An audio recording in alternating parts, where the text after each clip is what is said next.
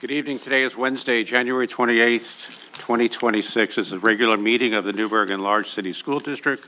Welcome, everyone. A little bit earlier start tonight, 5 o'clock. And the reason for that is we'll be going into a budget workshop. But first, we'll do the roll call.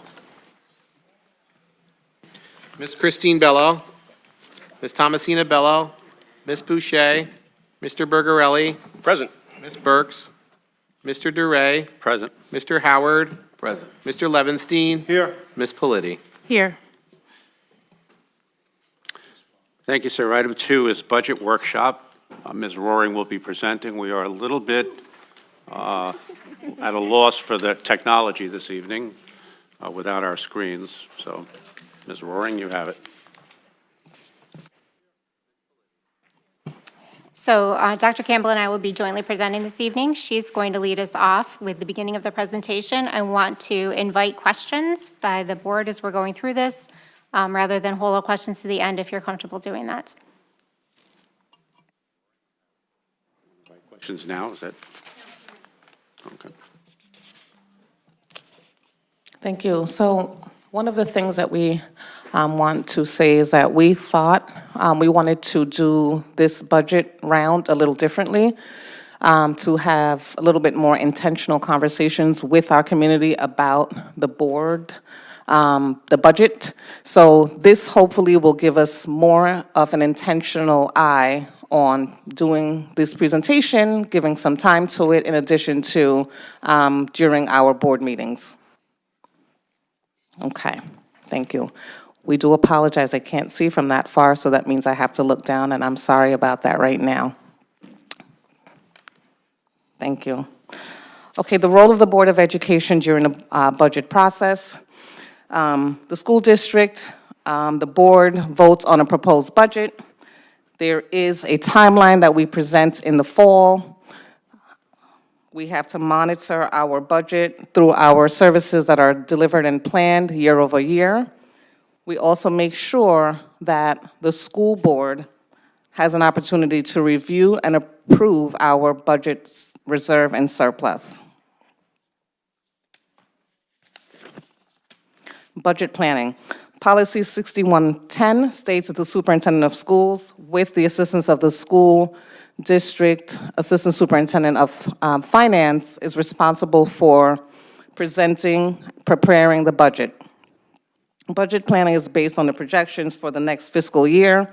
Our projections are based on historical data, current budget and operational information, and student programmatical needs. What does that mean? That means we look at services that we are performing to the students. We ensure that we are efficient in our planning. We look at each budget driver year over year to ensure that we are efficient and we have the needs for the organizations being driven by student needs.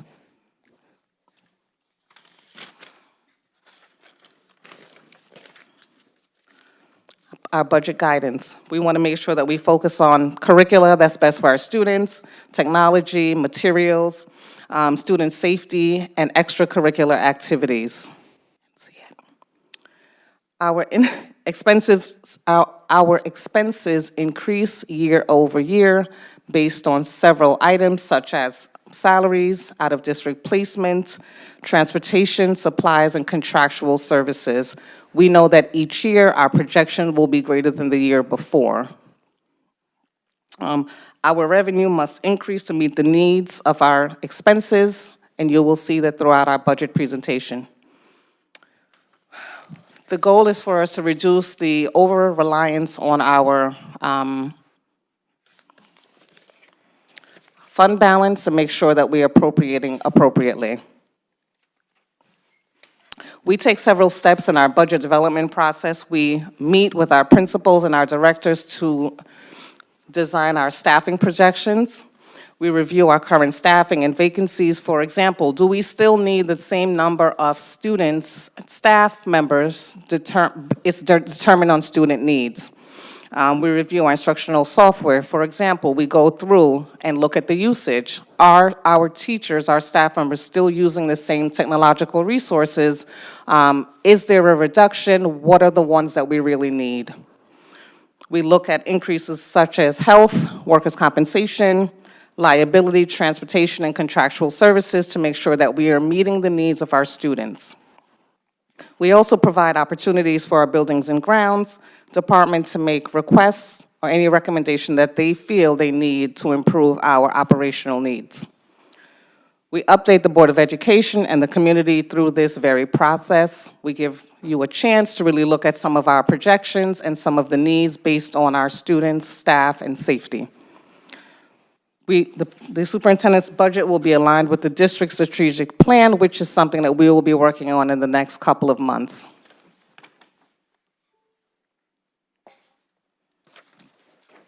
Over the next few budget presentations, we will have the divisions prepare their updates, and you'll have an opportunity to be engaged in the conversation. And I apologize, I cannot see any of this.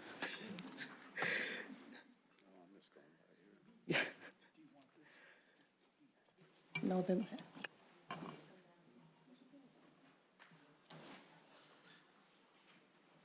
Thank you for Okay. trying to do that. I could not see. Thank you, though. Sorry. Considering our initial modified rollover budget, we want to note that that does not assume funding levels from the prior year will be the same, nor does it assume that this year's budget is our base amount. We don't start from this and build upward. Our details, we require details for all of our contract services, equipment purchases, uniform replacements, looking very closely at what those are, and that informs the amount that each department needs. We do assume at this time that current general staff funding continues into the next year. And we do assume that any mandatory positions that were covered by one-time funds, such as grant carryover, are moving into the general fund for next year. An example of that would be teacher aides that were added through IDEA carryover that will come into the general fund next year if it is determined they are still needed. Our biggest expense drivers continue to be compensation, employee benefits, student transportation, and out-of-district tuition. And I do want to note, when we say out-of-district tuition, it's not just exceptional learner placements. It also includes foster tuition and charter school tuition. We do have a number of students who attend charter schools, and we are responsible for that tuition as well. Looking at our first pass, our initial modified rollover budget is $399.5 million, which is equal to a $20.3 million increase year over year. Again, this is our first pass. Looking more closely at what those biggest cost drivers are to that $20 million, it is compensation at $9.26 million. We do show an increase in utilities, which includes a factor for our electricity and gas service at the new CTE building next year. Our tuition for all those out-of-district placements, again, including charter and foster tuition as well. Our employee benefits is $7.47 million increase, which does include our health insurance, our workers' compensation, and others. We have another slide that gets into a lot more detail. Our transportation increase also includes in this $842,000 an increase in field trip budgets for next year. So this is not strictly to and from transportation. And lastly, our contract services is anticipated to go up $1.3 million, which includes human resources, technology, our property liability insurance. We did see a larger increase in 25-26 than we originally anticipated. We are working very closely with our carrier to understand what we should anticipate that increase being going into 26-27, and that is based on our experience and claims. So looking at the salary compensation increase of $9.2 million, the vast majority of that is associated with salary compensation, including the coaches' positions. And then the additional employee compensation substitute category is only about $566,000. And that includes our additional pay items, stipends and longevity, athletic supervision, and overtime budgets for that total of $9.26 million. Do you have a question? This chart goes into the employee benefits breakdown. That was $7.47 million increase. The majority of that is attributable to an increase in health insurance at $6.6 million. I do want to note that there is a fairly significant decrease in our TRS planned for next year, and that is based on that rate going down year over year by almost 1%. We do have a small increase going up in the state retirement system. Again, that's a much smaller portion of our salary compensation, but their rate is up over 1% going into next year. We have decreased our unemployment insurance. That's looking at what we've been spending over the last few years and pulling some of that back. We do have an increase in our Medicare reimbursement, and that is attributable to the annual increase in Medicaid reimbursement that we are required to pay per our collective bargaining agreements. The next chart shows some of our mandatory expenditures, and some of these have some mandatory components to them, but they're not totally without input from the board. So we have to have legal services, we have to have insurance, and we have to pay our utilities and maintain our facilities. There's certain student populations that we support, such, question? Did you say you wanted questions as we're going along? Yes, we're open to questions as we're going Okay, so along. just the one question and I don't expect an answer now, but if you can get it to us. And I've asked this quite a few times. We have, let's just use health insurance as a guide. We have an adopted budget for last year, which was $74 million. And we have the initial proposed rollover budget is $80 million. Can we get what the true figure was at the end of the year, not what we adopted a year ago? I mean, because you look at, just in general, all the transfers that were made, there's definitely items that were substantially higher or substantially lower than the adopted budget. Is that something that you'd be able to pull out without spending a week getting all those figures? We can look at that. We will always compare against the adopted budget because that's where we sit this year. So it may be more instructive to look at a year-to-date this year versus last year's actuals because the rates change so much year over year, particularly in health insurance. I understand. I'm not looking to take, whatever figure truly became for health insurance, that we can use that number. I'm not saying that at all. My point was to say, okay, we're looking for a raise of $6 million, but we either lowered or raised that amount during the year to get a true figure at the end of the year. So, I mean, I'm not looking at for every category, but at least these items here, the salaries and the benefits, to see what was our true expense, not a adopted budget which we changed throughout the whole year. So if that's a possibility, I would appreciate that. As a side item, or you want that as part of the charts? No, side, either Okay. completely separate or a Okay. separate column, but yeah, no, not to eliminate this, no. Okay. Okay? Thank you. Ms. Peterson, you had something? I wasn't understanding this question, I got it. Okay. Okay. So going back to the mandatory expenditure chart, there are some items where there is discretion at the board level, so we wanted to identify those in blue. Some of that discretion may be the staffing levels that we have in those areas. It may be funding levels beyond what we're minimally required to do. And it may be, in the case of transportation, the distance at which we transport our students, because all of our transportation policy right now is either below or above what New York State requires, and that impacts also our transportation aid, not just our transportation expense.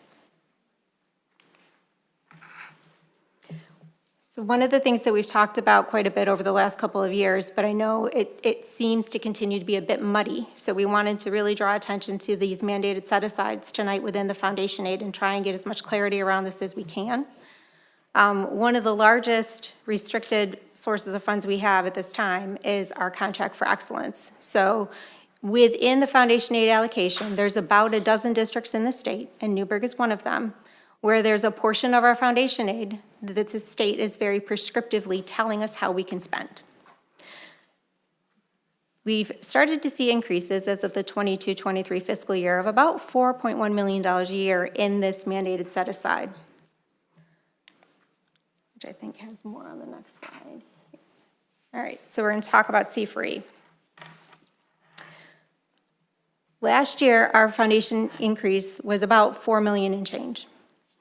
Our C4E mandated set-aside was about $4.1 million. That meant that the increase in our foundation aid very closely tied to our increase in that mandated set-aside. So all of those new dollars were restricted in how we could spend them.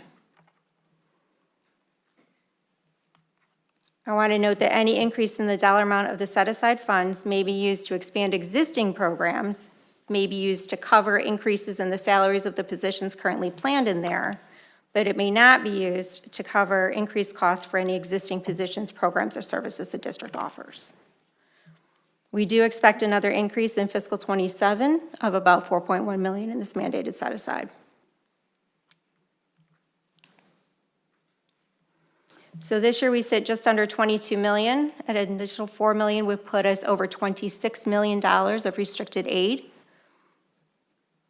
At this time, we put those funds into 4 categories of the permissible ones. They are time on task, middle school, high school restructuring, full-day pre-K and kindergarten, and then model programs for our English language learners.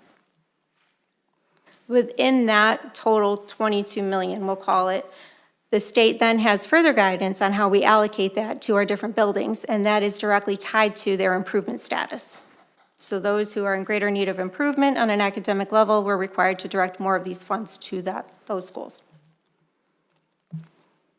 Our other restricted source of funds is through community schools. That, again, is a set-aside within foundation aid. For us, it's only $837,000. That number has been constant for many, many years, and it continues to support the same 8 positions as it has supported for a number of years with the district, including 2 school psychologists, 3 social workers, and 3 parent coordinators.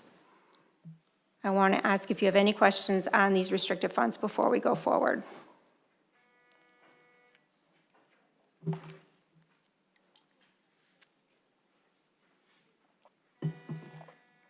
Okay.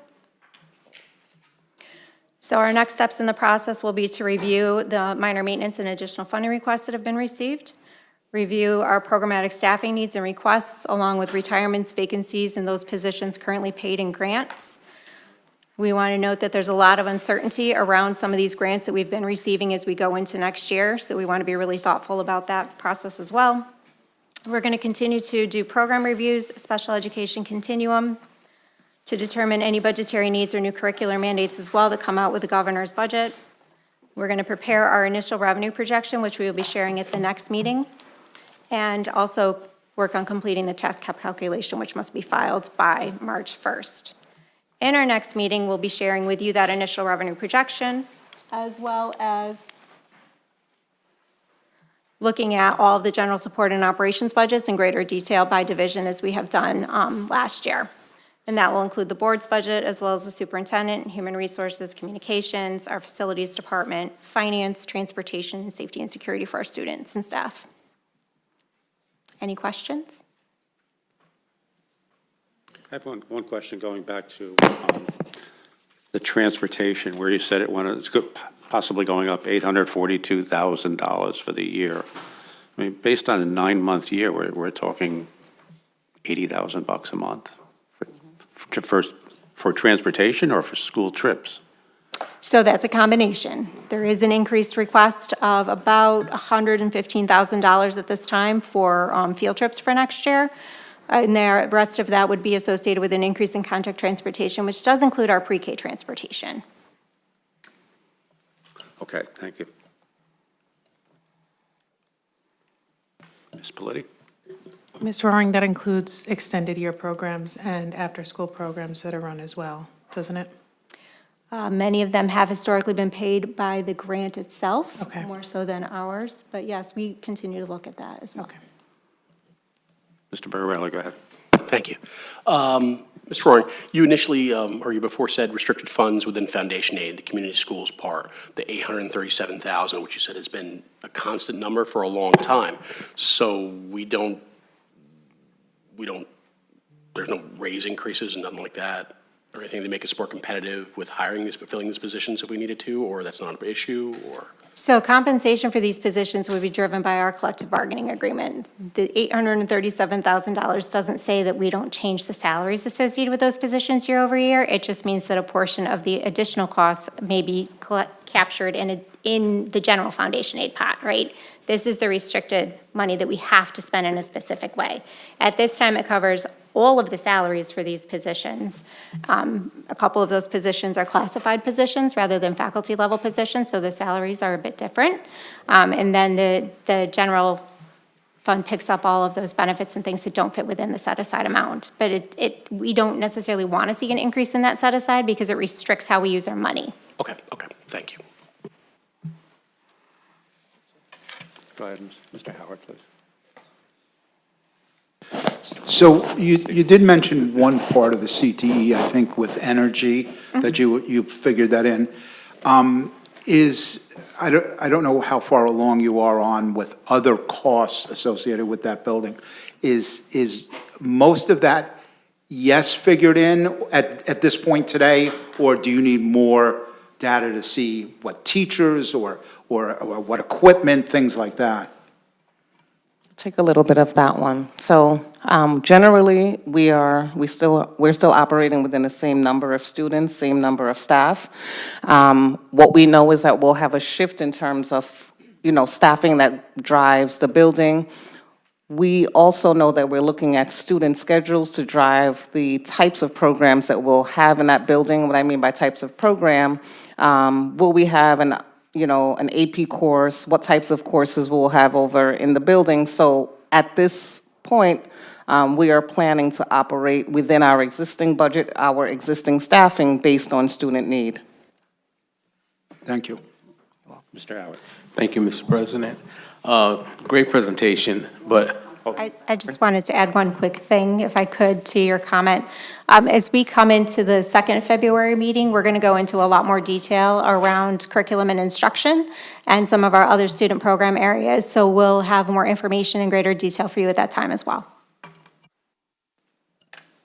Mr. Howard. I wanted to point out one of the things that, Ms. Roaring mentioned, and I just wanted to reiterate that the C4E, it's not additional funding, it's money that's embedded into our state funding. We're told how to spend it, if that helps. Thank you.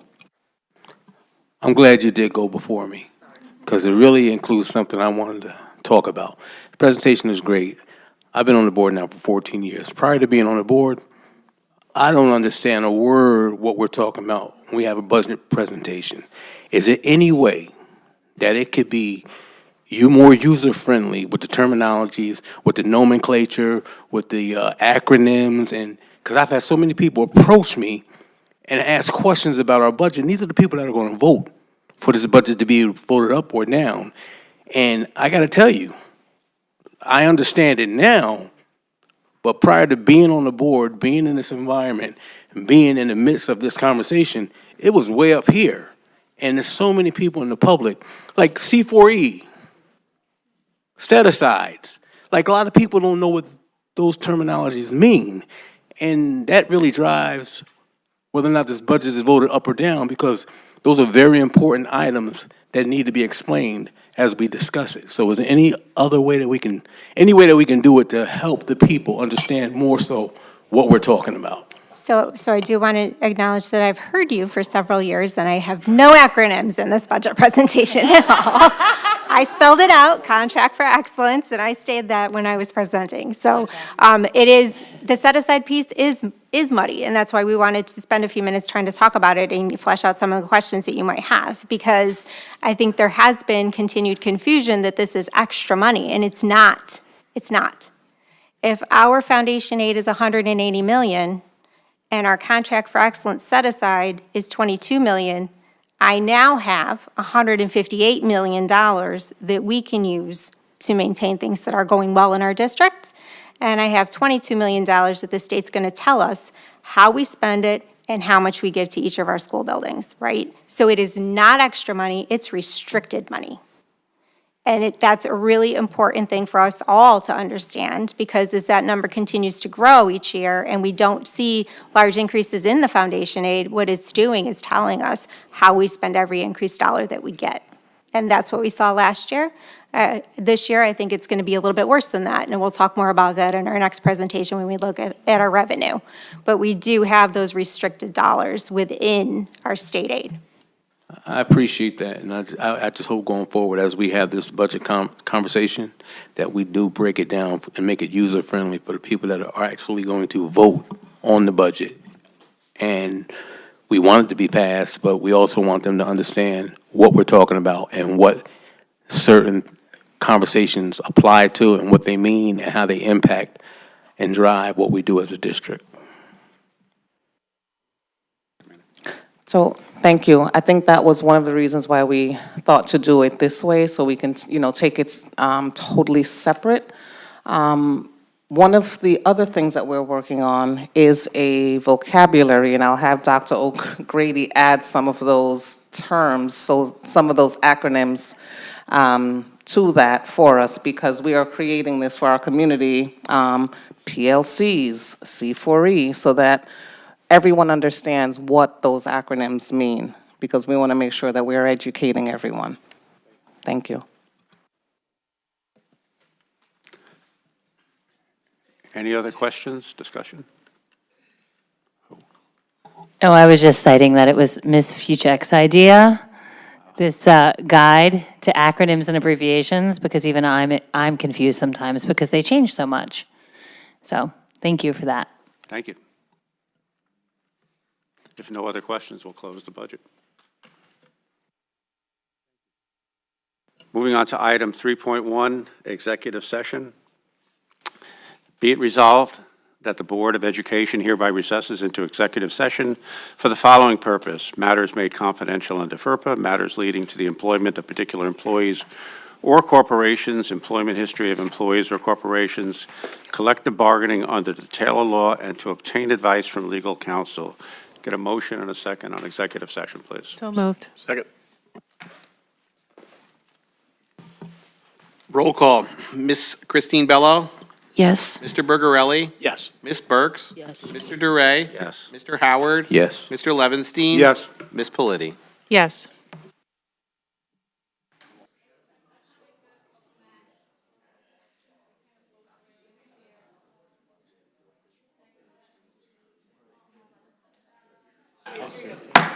All right, we're back in public session. Next up is the Pledge of Allegiance, led by Mr. Bergarelli. I pledge allegiance to the flag of the United States of America and to the republic for which it stands, one nation, under God, indivisible, with liberty and justice for all. Everyone could please restate for a moment.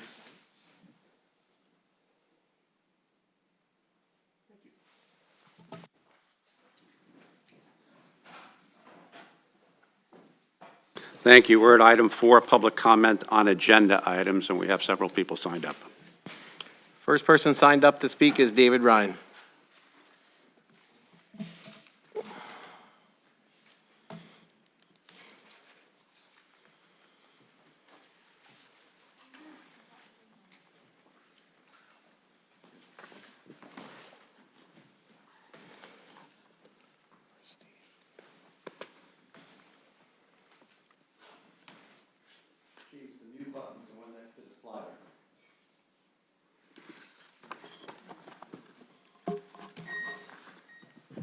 It's working, right? No, I don't hear myself, so, are we working? No, I'm not, I haven't started yet, so please. Understood. We'll set it back.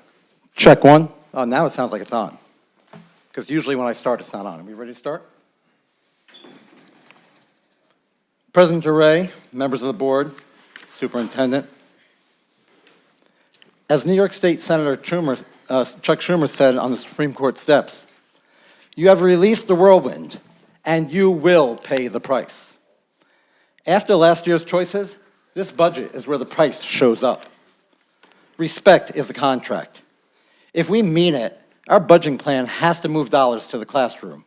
Reading, safety, class size, not after-the-fact bonuses, PR, and avoidable legal bills.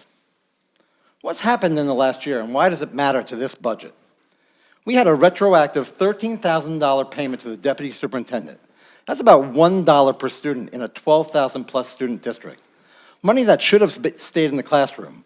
That's why I filed appeal number 22575 with New York State, building controls into this budget so no retroactive or after-the-fact payouts ever hit again. Hiring conflicted counsel while the records officer is family. That choice dries up legal spend and undermines public trust. Taxpayers foot the bill. That's why I filed appeal number 22643. Fund real conflict safeguards and keep council records functions properly separated. Uneven rules and mic muting at meetings. When rules change for favored speakers, tempers flare, complaints flow, and the district pays more lawyers instead of more tutors. That's why I filed appeal number 22544. Budget for clear procedures and post them so enforcement is even and the legal meter stops running. PR and vendor creep. If communications firms grow while literacy lags, the bill becomes due in student outcomes. Publish a side-by-side in this budget. Total spend on PR communications versus reading and tutoring lines, including the salary. Let families see the priorities clearly. And how about litigation exposure from ultra vires actions? When the board makes unlawful or after-the-fact moves, costs don't disappear. They land in the budget. Set a transparent contingency line for claims and compliance costs so we're not reading classrooms later. Or better yet, just don't tell people they can't speak when they can. Bottom line, this year's plan, put teachers, students, and reading first. Protect class size, fix controls, let's fix controls that let bonuses slip through. Fund conflict of interest safeguards, cap extra retainer legal spend, show the public in writing where every dollar is going. Take a note from the Torah. You shall not show partiality in judgment. You shall hear the small and great alike. That's from Deuteronomy, Book 1, Chapter 17. Respect is a contract. Keep it with our teachers, keep it with our students, and keep it in this budget. Thank you. Thank you. The next person signed up to speak is Dawn Fuchek.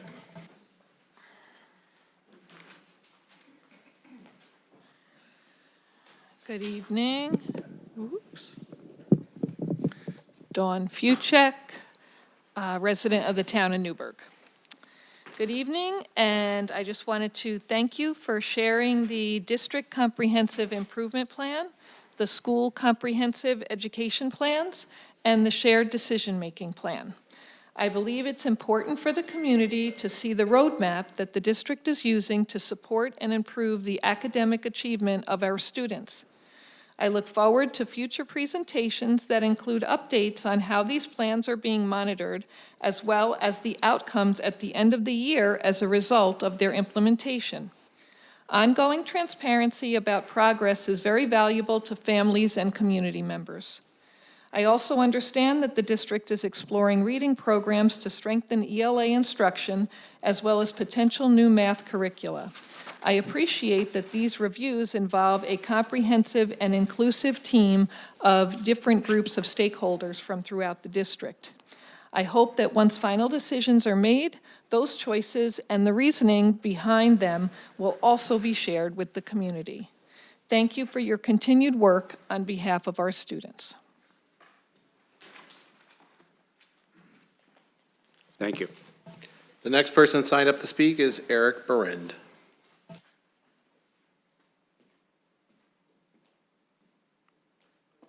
Good evening. Good evening. Before you begin, are you a resident of the district? I'm a property owner and I pay school taxes. The policy as written currently excludes non-residents from speaking without the board president discretion. We will not be hearing your comments tonight. Sir, I choose to comply to this policy with prejudice at this time. We're However, going to call a recess. this is an arbitrary and capricious 5-minute restriction. Thank you. We're back in session, and we have one more speaker signed up. The next person signed up to speak on agenda items is Kaylee Silva. Sorry, I'm a bit nervous. My name is Kaylee Silva, and I live in the city of Newburgh. I am speaking on agenda item 7.2, the resolution for first reading and adoption of policy 1230, public comment at board meetings. I respectfully request that this policy be amended to allow a speaker to serve as a proxy for an individual with a disability who cannot attend in person due to transportation barriers, weather, or other disability-related reasons.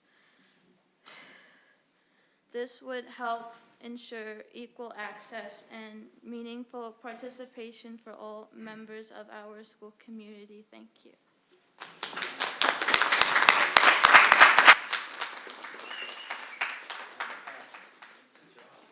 Thank you.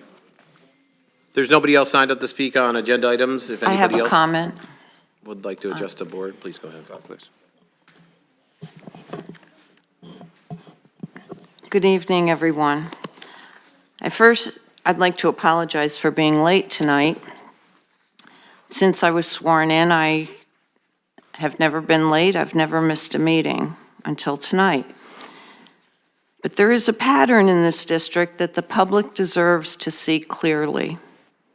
It is a pattern where discretionary governance activities such as budget workshops and committees are repeatedly scheduled or structured in ways that predictably exclude the same trustees every time. It is a pattern that has intensified only after I exercised my legal right to file 2 310 appeals to the Commissioner of Education on behalf of the taxpayers and students of the district. And it is a pattern that now affects the transparency of our budget process. This month, a budget workshop was initially scheduled for 4:30 in the afternoon, then changed to 5 o'clock under the guise of accommodation. It still represents a time that excludes multiple trustees with full-time jobs. When I raised concerns about equitable participation, the workshop was not rescheduled. Instead, the regular meeting was unilaterally moved earlier than usual, and the first hour of the earlier meeting tonight was suddenly labeled a budget workshop. The Commissioner of Education has been clear that every trustee is a public officer with equal rights and responsibilities under the law, and that board leadership may not take actions that impair a trustee's ability to perform those duties. When meeting times are set in ways that foreseeably prevent certain trustees from attending, the effect is the same as excluding them. And the Commissioner has repeatedly held that such actions undermine lawful board governance. That is not collaboration. That is not transparency. That is not equitable. That is gatekeeping. Changing the label on the meeting does not change the impact. Moving the meeting earlier does not create access for trustees who cannot arrive earlier. And calling this an accommodation does not make it one. This is not about notice. It is about whether all trustees, not just the ones who are convenient to include, are afforded a meaningful opportunity to fully participate in the work they were elected to do. New York's Education Law 310 exists precisely because the public must have recourse when board actions, including scheduling decisions, interfere with the trustee's ability to carry out their elected responsibilities. The Commissioner has consistently affirmed that governance cannot be structured in ways that favors some trustees while sidelining others. And let me be clear, Mr. President, if the only people who can fully participate are the ones who think like you and work like you, entire communities lose their voice. And that is not governance. That is unilateral decision-making that undermines equal participation. When essential deliberations are repeatedly structured in ways that exclude the same trustees, the result is not accidental. It is foreseeable. It is consistent. And it silences the communities we represent. So I'm calling for scheduling practices that allow full participation from all trustees, not just the majority, not just the ones who fit an early evening schedule, and not just the ones who rubber stamp everything put before them. Our community deserves transparent, equitable governance, not governance that changes the rules whenever accountability is requested. Thank you. Thank you, Ms. Bell. I have a couple of follow-up questions. At the time you were president of the board, did you change the meeting times? We voted on them. So the majority voted on them? We voted on them. We came to a compromise, But it if was you a vote. We remember correctly. We didn't. A majority voted, and it was very inconvenient for me and the students of this district, and we made that very clear, and you changed it to suit your schedule to, quote, go home and have something to eat before starting the meeting at 7:30 at night. Just a follow-up to that. When you talk about transparency, a personal thing, I asked 5 nights in a row, sometime in May, to have a special meeting called. And 5 nights in a row, coincidentally, 5 members who were then in the majority, not one of them could attend a meeting. I didn't find that transparent. And I'd like to read an email from you, Sunday, July 13th, right after the organizational meeting. Doesn't mention times. Hi, John, thank you for your response. I want to be absolutely clear that I will not be participating in any committees at this time. This decision is final and based on my existing commitments and availability, and it's signed by you that day. There is a little bit more to it. However, it doesn't mention any starting times or anything like that. It just mentions commitments and availability.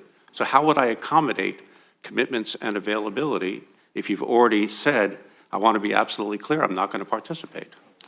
Well, that's swell, Mr. Duray, but the fact of the matter is that previous to that statement, you told me committee meetings would all start before 4:30. So that's why I wasn't going to argue with you. That's why I said, just count me out then. That's also untrue because I participate in committees that don't take place at that time. Well, the fact of the matter is, none of you are answering the point that I just made tonight.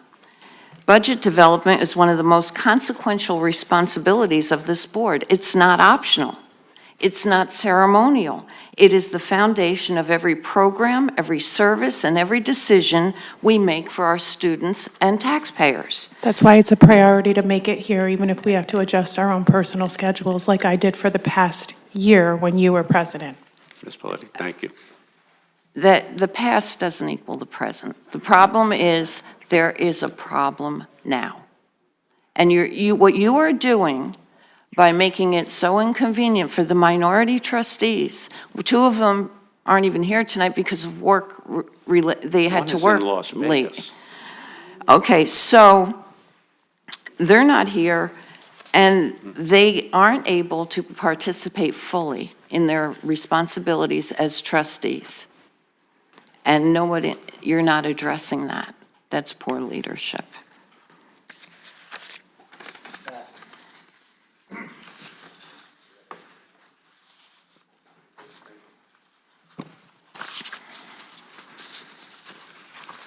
Could you shut your mic, please? Could you shut your mic? Oh. What do we got next? There's nobody else signed up for agenda items. Would anybody else like to address the board on agenda items? Okay, we'll move on to non-agenda items. The first person signed up on non-agenda items is David Ryan.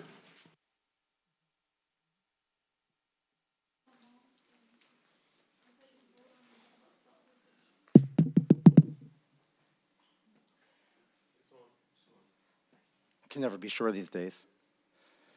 President Duray, trustees, superintendent, good evening again. I'm here for non-agenda comment because what we model is what our students learn. If the adults bend the rules, something got your attention, Mr. Howard? If the adults bend the rules, blur the lines, and reward insiders. Mr. Rain, we do not address anybody besides the chair. You Except know for when it. we're going to say we're going to effing kill you. I get it, right. So let me continue, please. Thanks for interrupting me, though. I'm here for non-agenda items because what we model is what our students learn. If the adults bend the rules, blur the lines, and reward insiders, that lesson is louder than any curriculum. Respect is a contract between this board, the teachers, and the families you serve. Over the last year, several patterns have eroded public trust. During the spring election, district resources and official platforms commingled with last year's campaign. And just before the campaign, I had this person over here, whose name I can't mention, tell me he's going to effing kill me. And yet there's no accountability. Mr. Rain, that is defamatory and untrue. It's true. It is If you don't like unproven. it, then he shouldn't have said it. On election day itself, a suspended senior administrator sitting right there appeared in Newburgh on Broadway, and whether you label that unlawful or merely unethical, the civic lesson to students was plain. Rules don't apply to everyone else. John, At meetings, a constituent this who asked shouldn't hard be allowed questions- to go on. He should be allowed to speak, but not defaming employees and board members. He should be allowed to My time speak, gonna stop? but this has to stop. Well, yeah, I mean, I'm just speaking about the facts that are present before this board. So I hope my time is stopping, because you're not impacting my time. So he's gonna interrupt my time, and, we're gonna keep going here, right?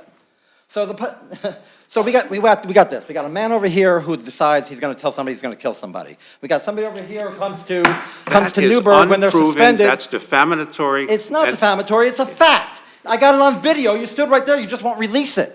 I got it on video. He came after me. Shut the mic, please. On what basis?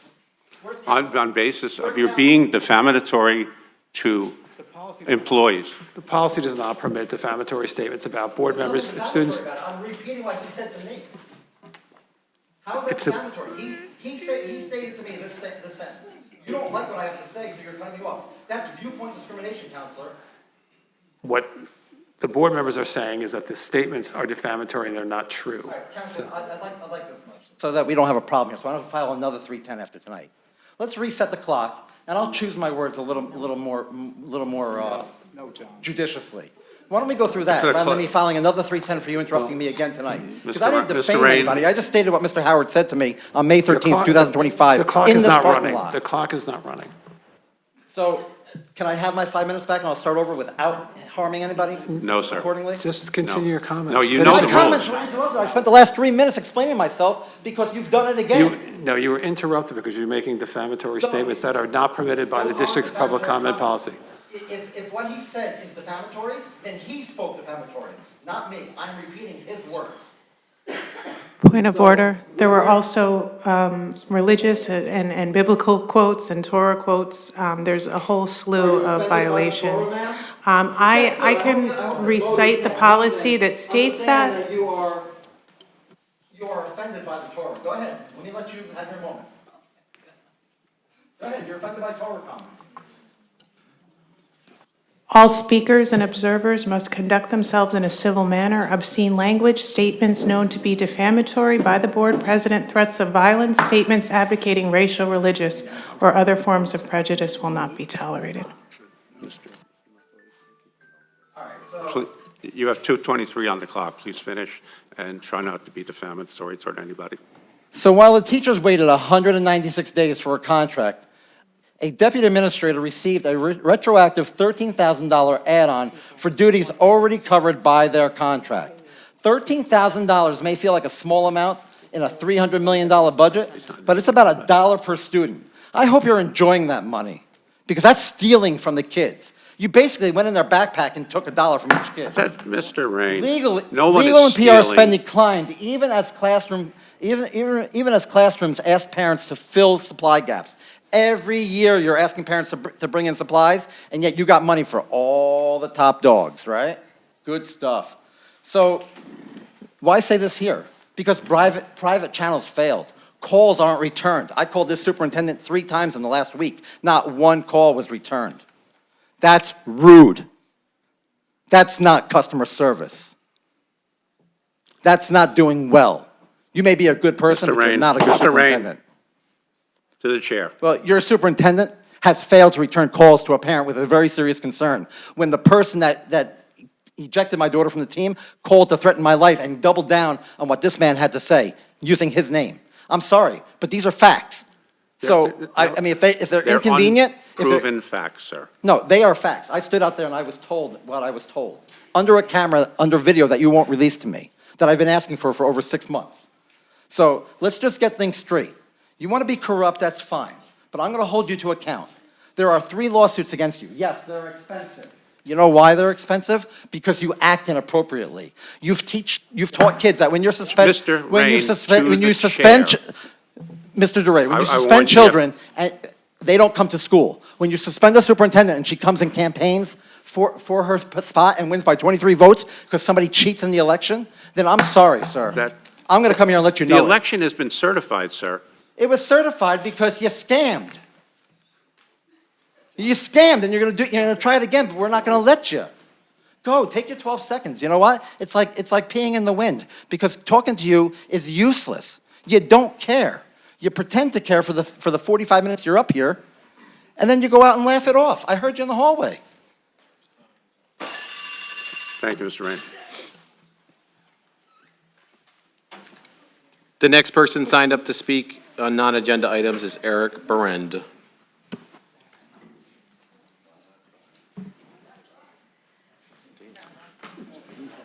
Are you a resident of the district? Same thing. I am not yet a resident of the district. Okay. Using the discretion, we're not going to hear your comments tonight. Well, my answer is the same. I choose to My comply answer is the same, too. to this We'll move policy into a with recess. prejudice. I choose to comply. Point of order. Don't we need a vote for a recess?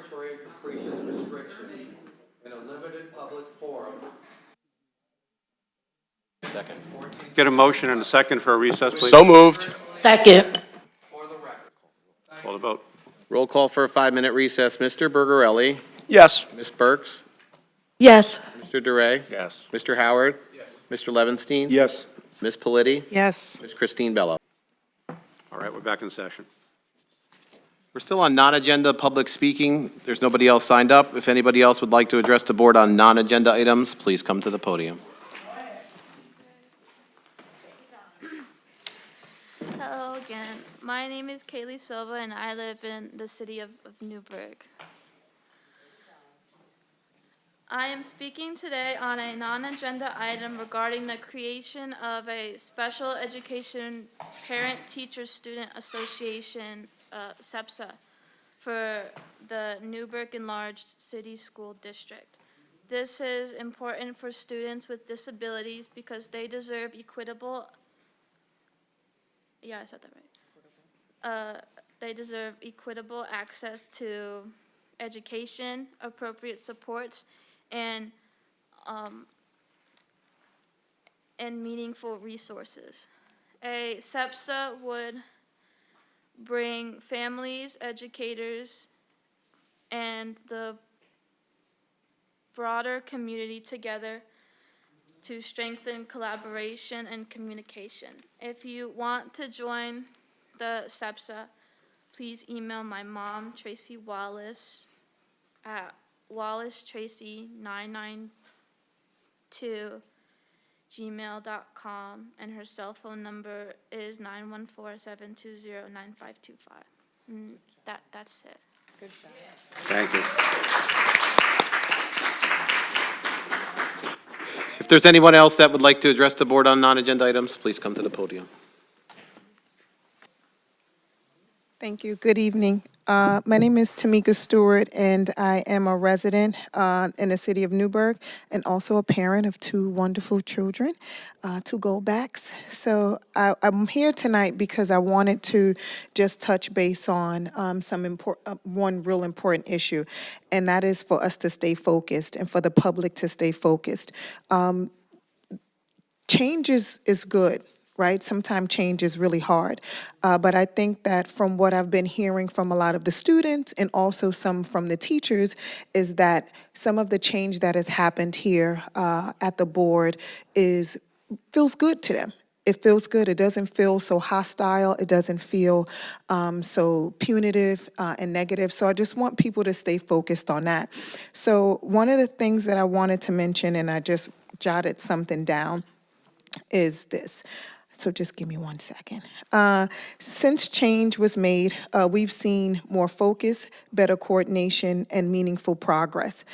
It's been productive in ways that directly impact our students and school community. My kids have come to a couple of the school boards, and it was like, Mom, I thought you said that, we needed to brace ourselves. I said, no, that was before. This was different. And I asked them to write a little paper on, what their experience was at the school board. And it was really great. I'll share with you one day. But their experience wasn't what they had heard from other parents and people from before.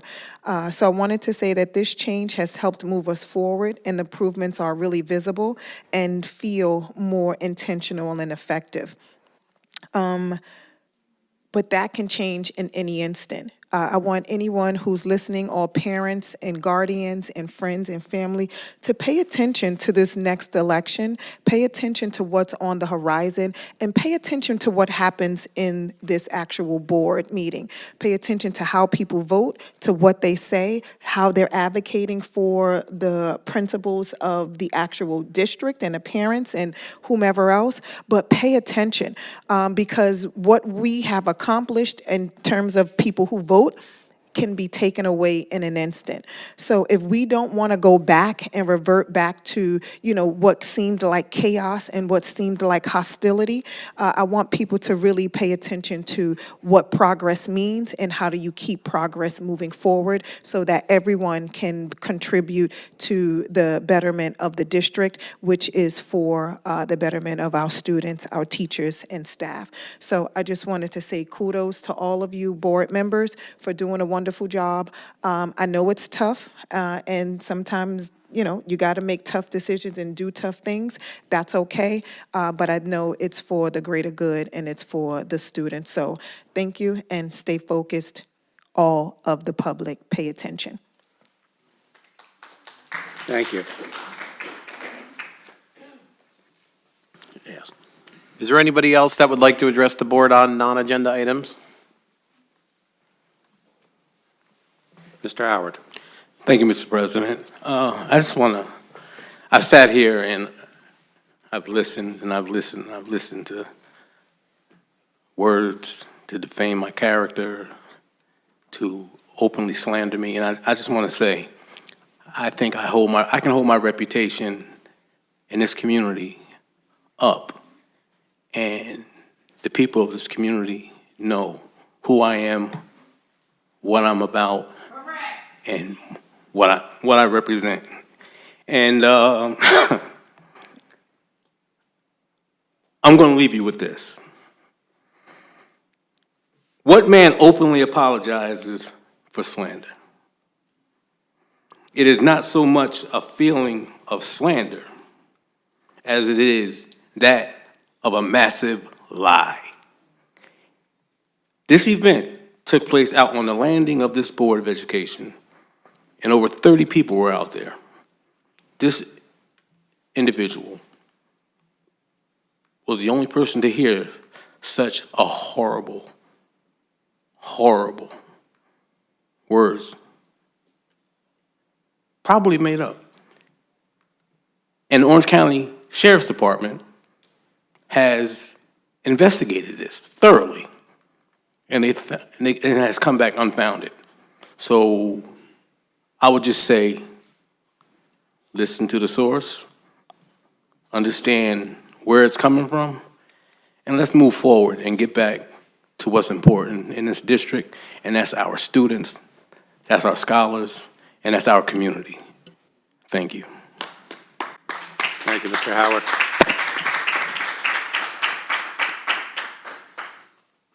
Is there anybody else that would like to address the board on non-agenda items?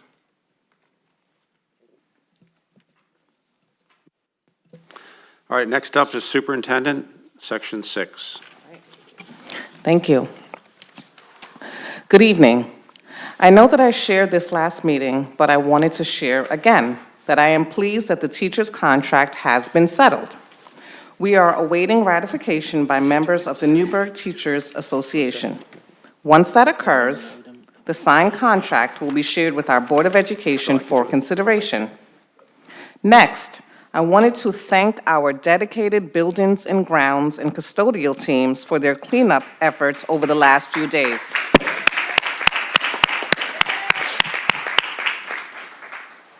As you know, we had a large amount of snow, the amount of snow that we haven't seen in years. Our dedicated professionals were outside, away from their families, working as hard and as quickly as possible to welcome our community back to our schools as safely as possible. Thank you, and we appreciate you. Next, I would like to invite Mr. Tom Rissenthaler and Mr. Ben Alling to the podium to present a capital bond update.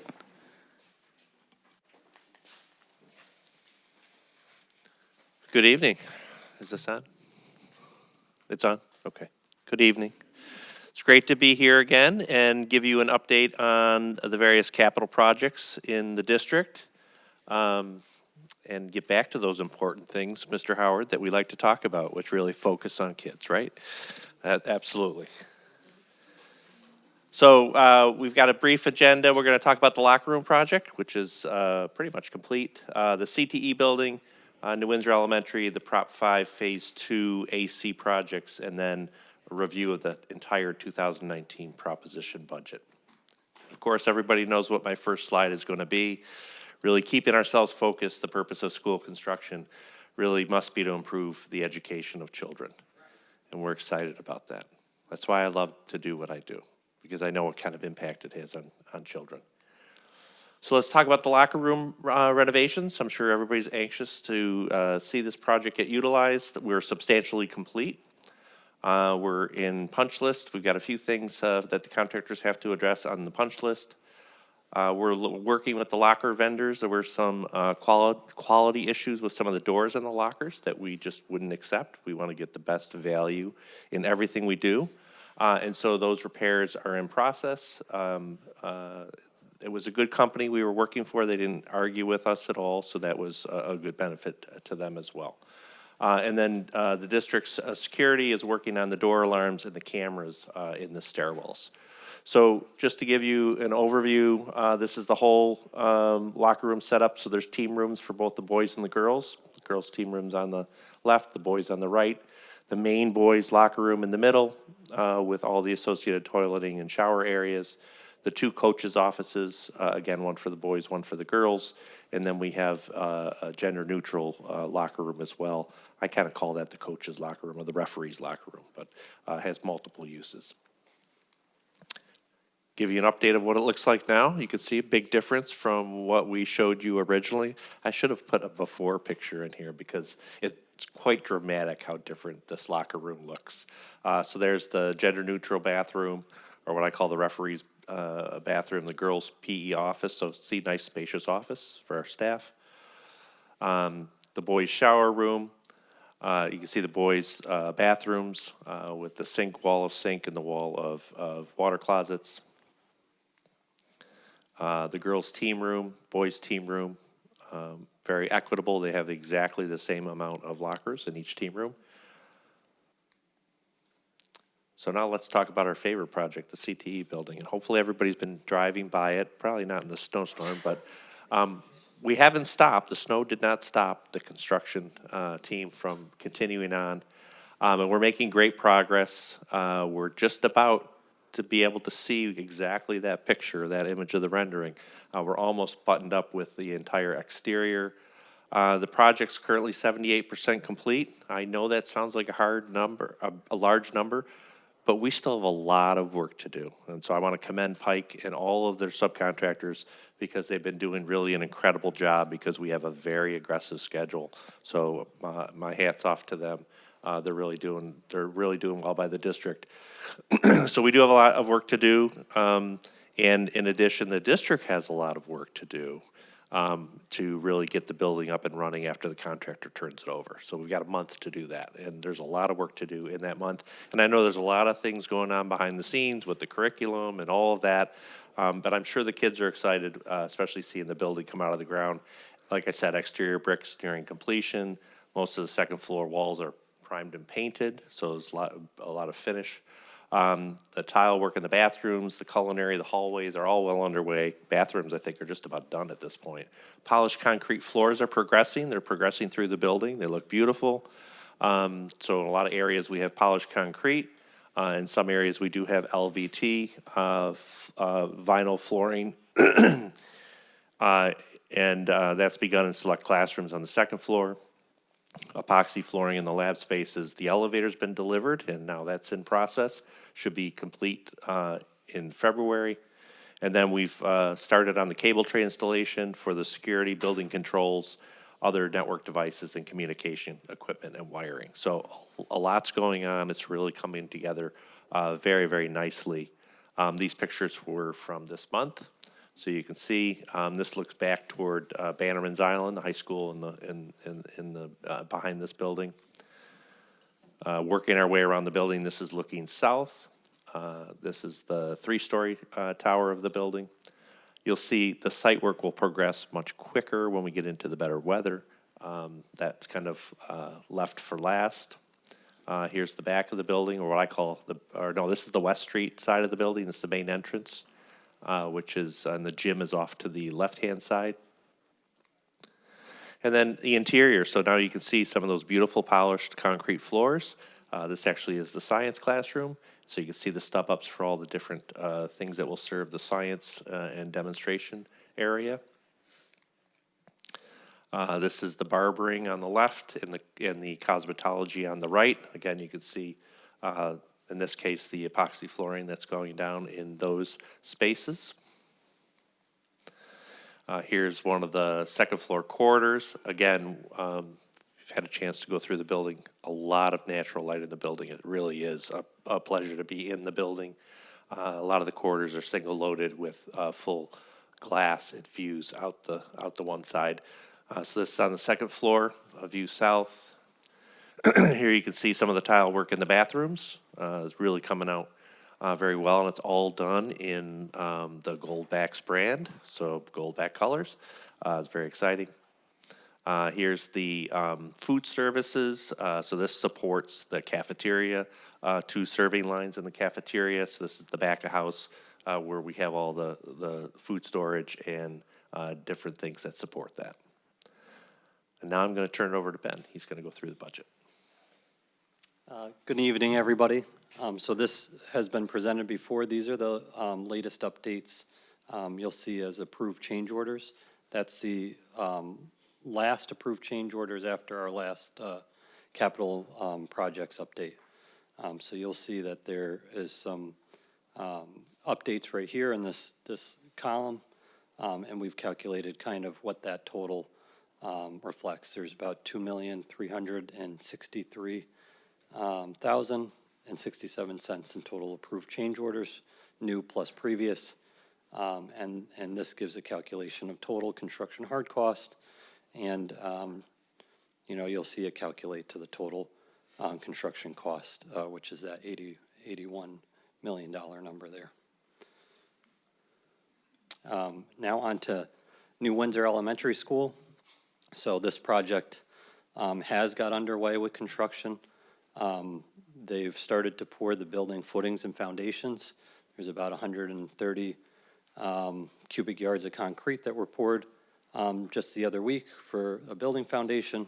Demolition of existing nurses' suite and main office to facilitate the building addition tie-in. So this building will be going up against the existing building, so parts of that building had to be demolished.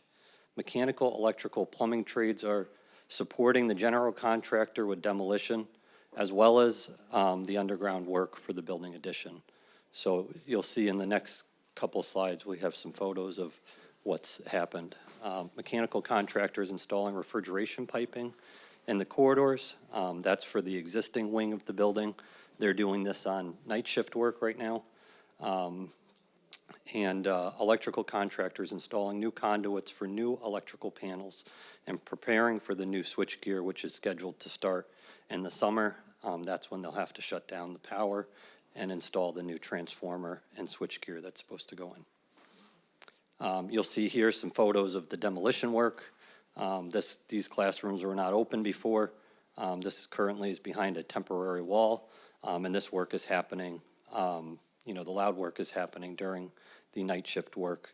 They've cleared out that classroom space because a lot of this will be getting renovated to connect with the new addition.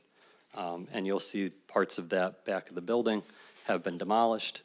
They have a few more feet to go in terms of knocking down that section of building. Again, this is happening after hours. This is just photos of the building footings that are going in for the new building that's getting put on the back side of the existing building. And you can see that they've prepared to start pouring concrete in these photos. This is just an update as it relates to budget. These are the awarded contracts to date, and that's the total cost for construction. There is a total approved change order section, which is the $44,000 number. That was for storage for mechanical, plumbing, and electrical contractors. Here I have an update for Proposition 5, which is the HVAC upgrades. This is for Phase 2 scope. This captures for Bombville Elementary School. On December 9th, we awarded the general contractor, mechanical contractor by the BOE. And then on January 13th, we awarded the electrical prime contractor, as well as the district procured mechanical equipment and the district procured mechanical equipment controls.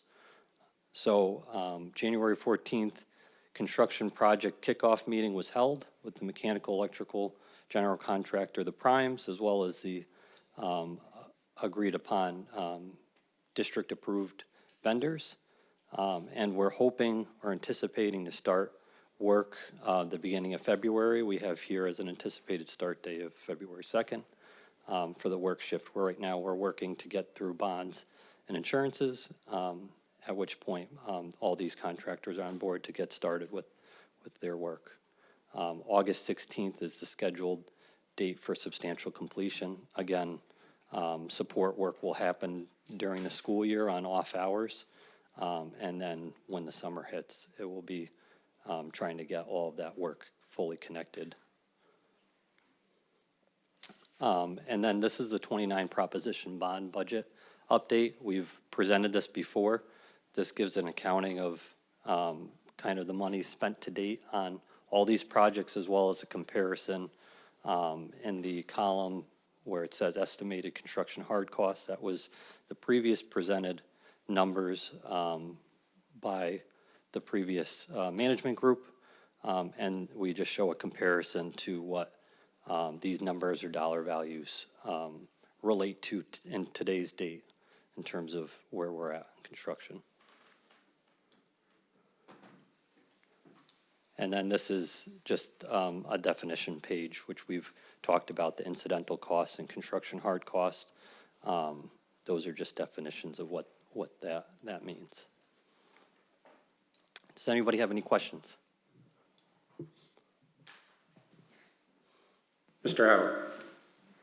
Yes, Tom. I did a walkthrough maybe a month or two ago, and I was just curious. What is the timeline for the locker rooms? And I only ask because I'm like a kid waiting for Christmas. No, really. Having been born and raised in this community, having played varsity basketball, been a part of the team, been at school at NFA, and know what it was. And I'll be perfectly honest with you. That team room and locker room was the same locker room that I had in 1980. And we're talking about almost 45 years. And just the anticipation of what our scholars are going to be exposed to, it's so exciting. It really is.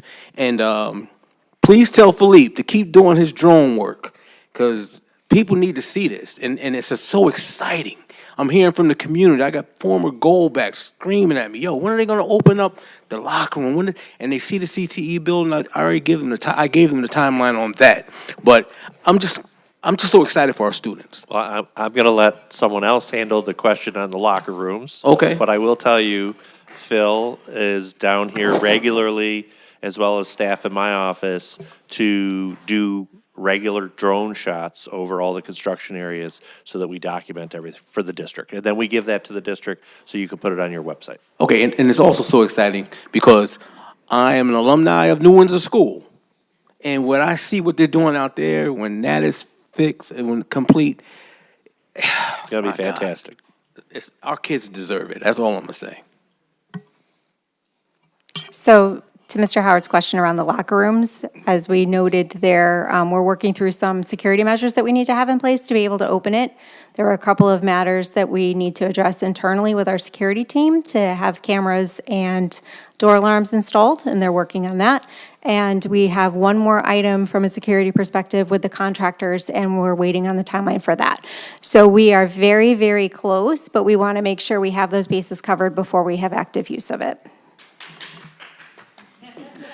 Can't wait. It's absolutely beautiful, so we will definitely have a ribbon cutting. I have to tell you, though, I think the men's bathroom is actually bigger than the females. I don't know. Kimberly? I spoke about team That is true, rooms. because we haven't renovated the girls' locker room. So we'll be looking to expand, because as you know. Yep. But the team rooms are identical. It looks absolutely beautiful. We were there. It is spectacular. Yes, it is. We were there last week, and I was blown away. And that was something Mr. Howard talked about before we even attempted this project, so. You forget how bad it was previously. Right. Yes. You can't even remember. It's absolutely beautiful. If I could suggest, the next time you do a presentation, what you just said, before and after. Before and after. I really do. As soon as I put the pictures up, I'm like, we need before pictures. You do. So.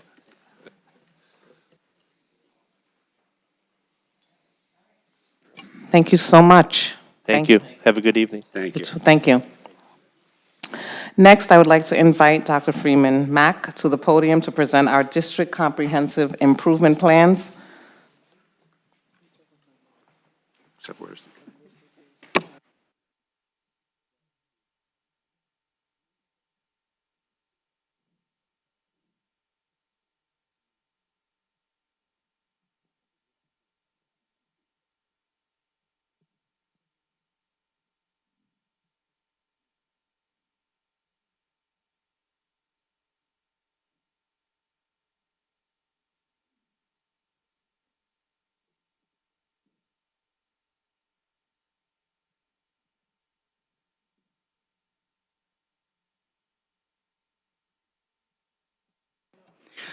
Good evening, everyone.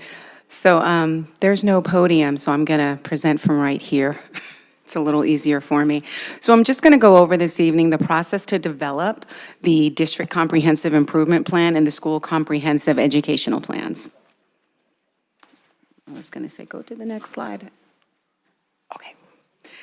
So New York State Department of Education has developed an improvement plan process for all schools rooted in the concepts that you see on the display behind me. It really focuses on envision, analyze, listen, and implement.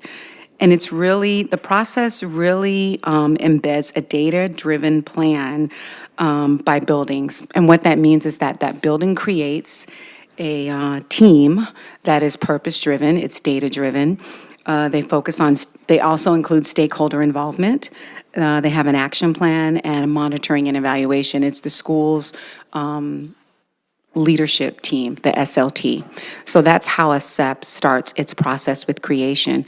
And what's also important to understand is that a SEP and a DSEP, abbreviations, are both living documents and are driven by data. So if there's a change in student outcomes, needs, the SEP or the DSEP may change, and it is a constant analysis that occurs within each building with the support of the building school district leadership team.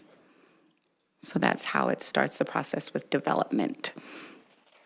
So in the next slide, what the set plan that is created when they start that internal process of envision, analyze, listen, and implement, they're also examining what key strategy they're going to focus on. So identified schools must develop at minimum one key strategy, which is instructional.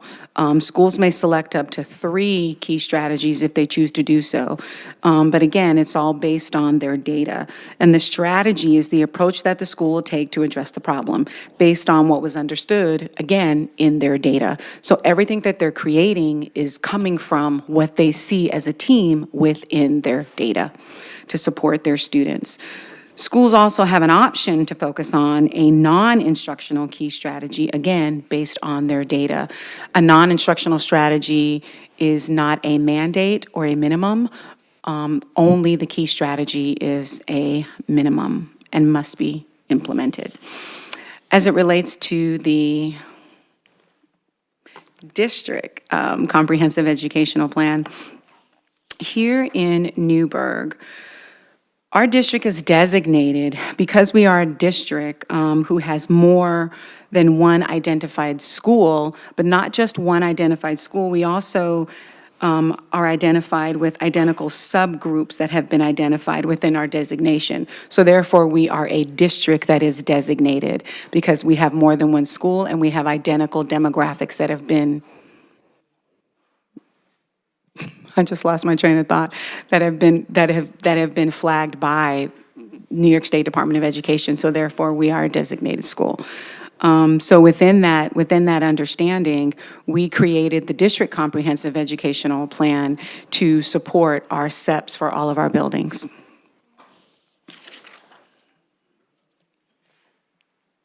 Here we go. So the District Comprehensive Improvement Plan is, again, it's based on a purpose, it's data-driven, it has alignment with all of our SEPs. There's a plan and a process that we go to create that and to understand that.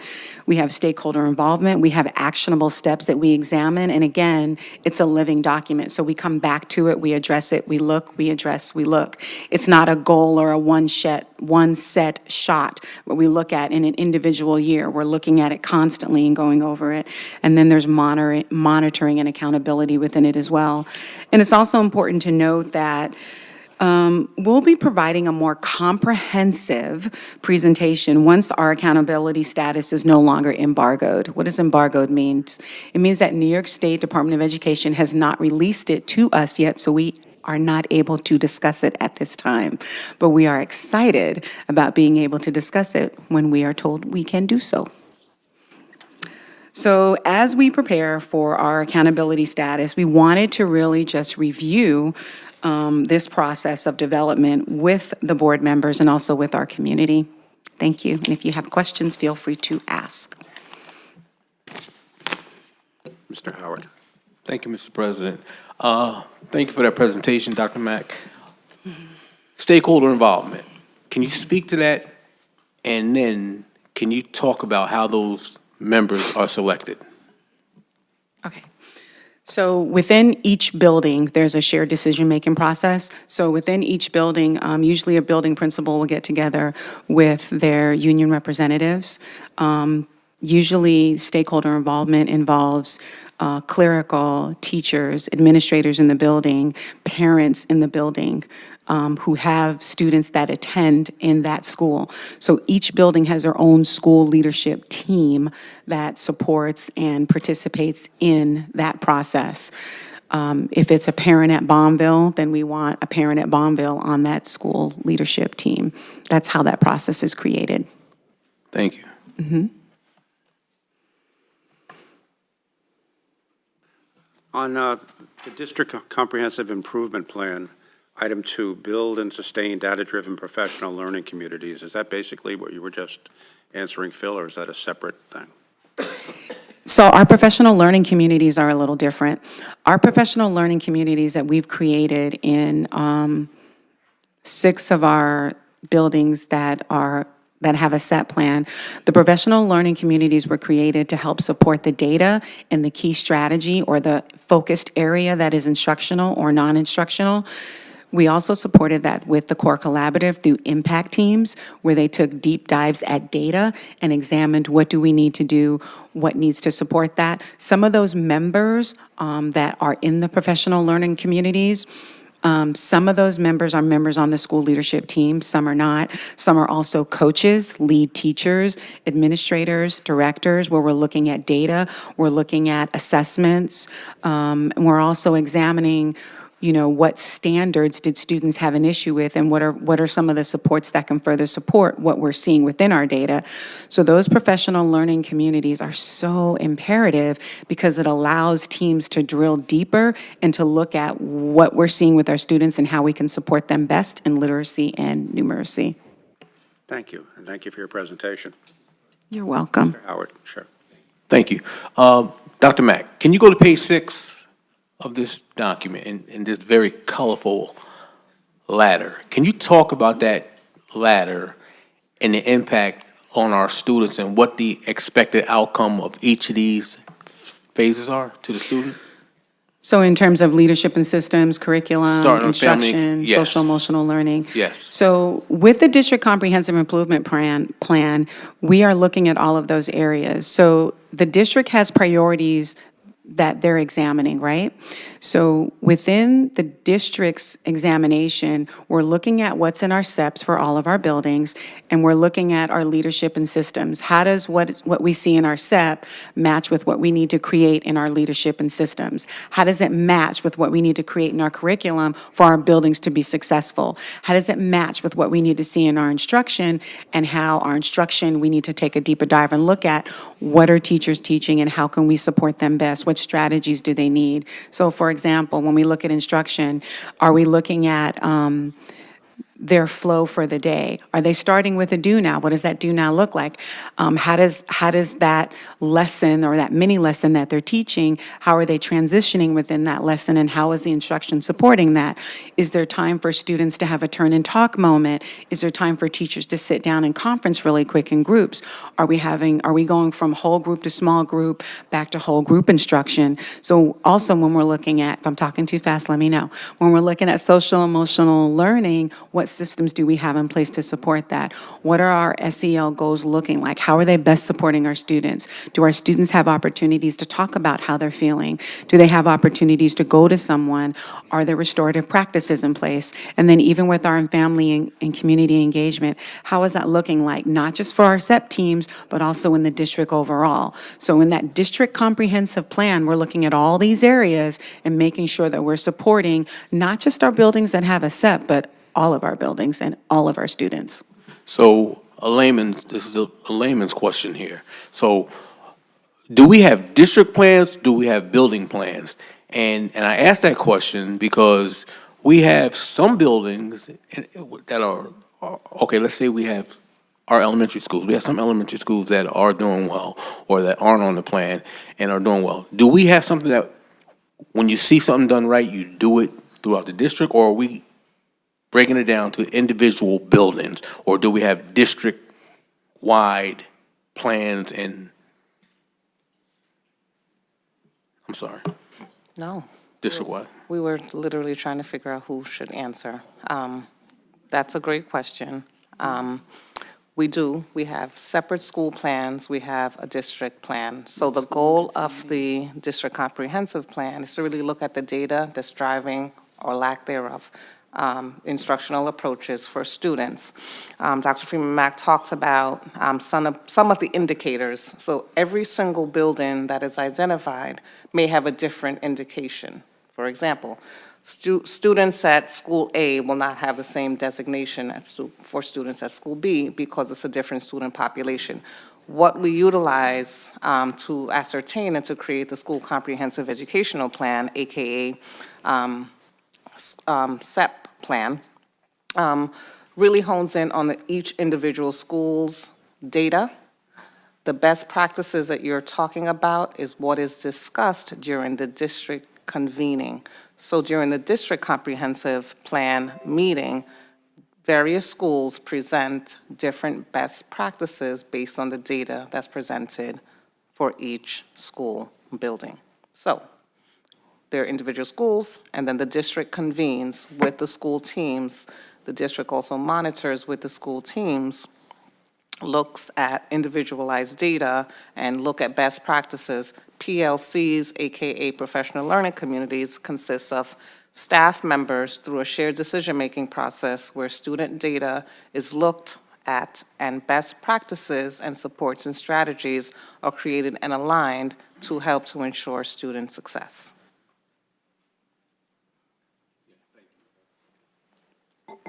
I think it's also important for the community to know, even if a school is not identified, they do have a shared decision-making team where they are constantly looking at their data for school improvement. And those teams do meet, and they look at goals, they look at their data, to ensure that we're having the best practices and that we maintain progress, right, throughout the year.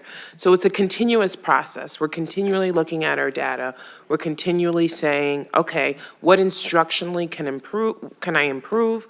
What resource maybe I can be implementing differently as educational leaders? That's a part of the practice. What am I seeing in my observation data that I can better support teachers? So this is a part of continuous school improvement. So even if buildings are or are not identified, those are the things that we look at as educators to try to improve instruction overall. Also, can you speak to what brings on identification of a set? What leads to that? It varies. Yeah. Sometimes it's participation. We don't have enough students in a certain group who have tested. It varies by building. It speaks to gains by an identified subpopulation. So there are various reasons why a school does not make adequate gains. And sometimes they do make gains, but they are not to the measure of the state's calculation in terms of the gains. Thank you. So it's a weighted average achievement. It's a core subject performance. It's English language proficiency. It's chronic absenteeism. And then at the high school level, you would add in the graduation rate. So New York State has a system that creates that. And as I alluded to, when we do that bigger presentation, we will speak more to that. Last question. So as a district, when we see a school or building going in that direction, what do we do to be proactive so that they don't get there? Or is it something that we will be doing going forward? So I do believe, Dr. Mack kind of alluded to it, when we do the bigger district presentation, we will talk about some of the practices that we've seen to be successful. I believe that data, school accountability perhaps began in 2000, and ever since the 2000, we have had schools in the district, not only this district, New York State, based on the needs and, students who meet or may not meet certain criteria. Several different factors that go into it. But Ms. Peterson, also stated that we are always in a continuous state of improvement. And so there are practices that we try. And we have to remember that we don't necessarily always have the same group of students in front of us. Because of our urban suburban population, we also have a transient population. So sometimes we are comparing apples to oranges or oranges to pears, just based on the cohort information that we do have. So when we have the presentation, we'll do a bit of a deeper dive in terms of what we're comparing, who we're comparing, and how has the school trended in terms of in the last few years. So the resources that are normally needed to prevent going in that direction, is that part of the budget discussion? And is it budget driven? 100%. Not only is it, we plan for that, but there are also school teams that we present to board members in the fall. And those school teams are identified to look at data and to write and to monitor the school comprehensive educational plan. So yes. Thank you. You're welcome. Thank you. Any other discussion on the item? All right, we'll move on to shared decision-making. Thank you. Thank you, Dr. Freeman Mack. Finally, I present items 6.5 and 6.7 for the board's consideration. Thank you. Can I get a motion and a second on 6.5, resolution to approve shared decision-making plan? So moved. Second. Any discussion on this item? I have a question on the item. In terms of training, it says for both school and district level planning teams, mandatory training and professional learning regarding the district expectations for shared decision-making will be provided annually. The question is, do we provide that in-house? Do we send people for that, or how is that done?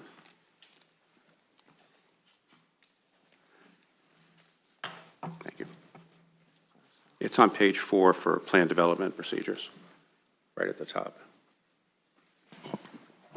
So the way this is kind of developed and implemented is, some of it is just through our practices. If there's a change of practice, the shared decision-making team meets in August usually, and we review, we bring in outside our higher education partners, just to see if there's anything about this plan that needs to be changed.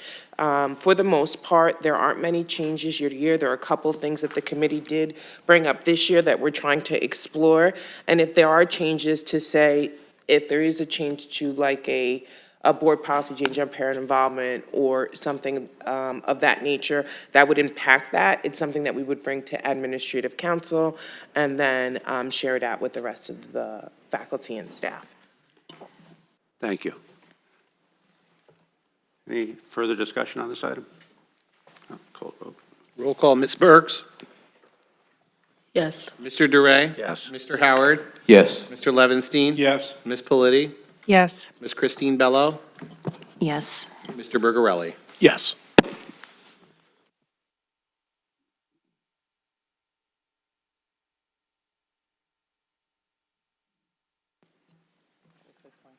Six.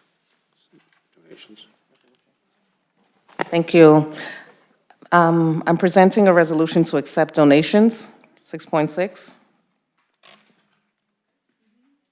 Thank you. Can I get a motion and a second on 6.6, please? So moved. Second.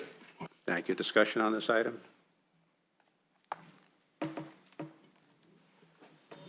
Mr. Levinstein. So I would just like to thank the Kiwanis Club for this donation.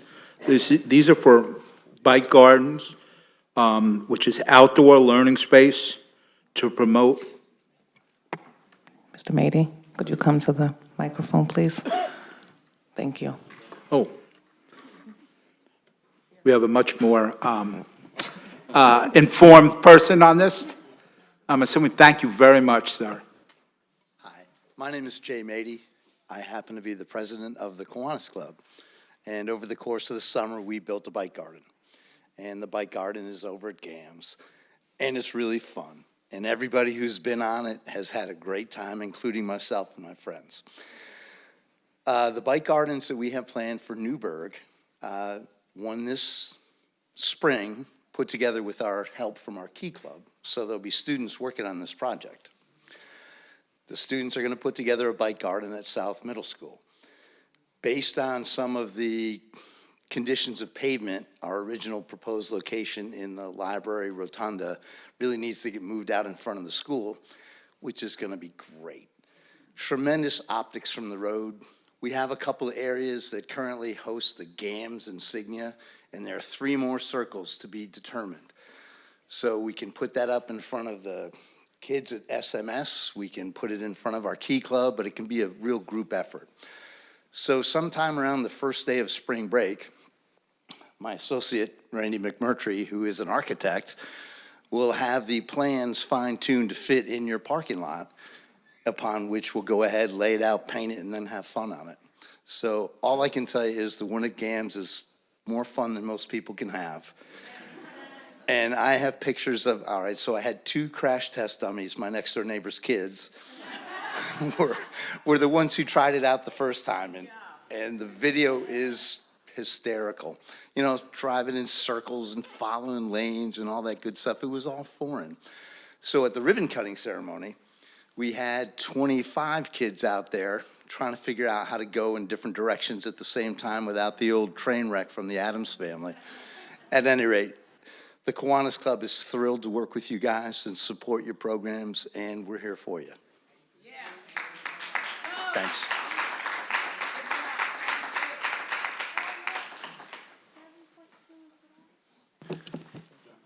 Mr. Levinstein. Just one more point, and thank you again for all your work that you do for our kids.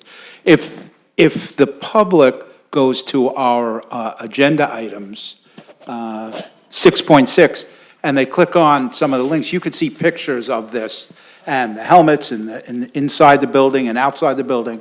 So if you want to get an idea, you can see it on our agenda for tonight.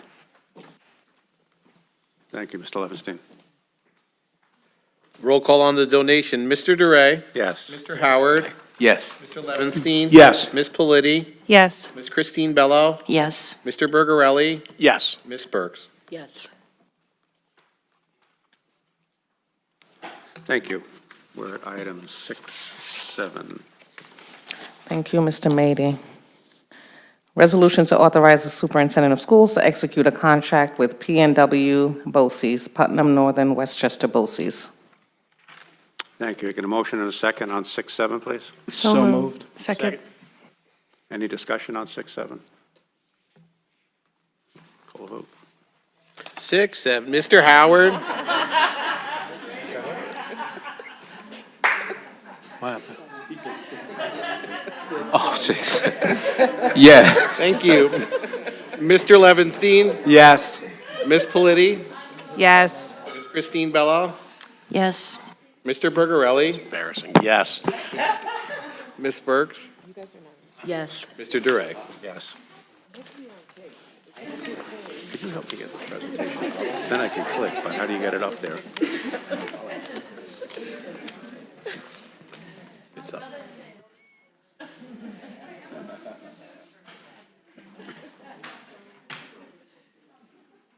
All right, we are at the Board President, Section 7.1, Board Community Activity.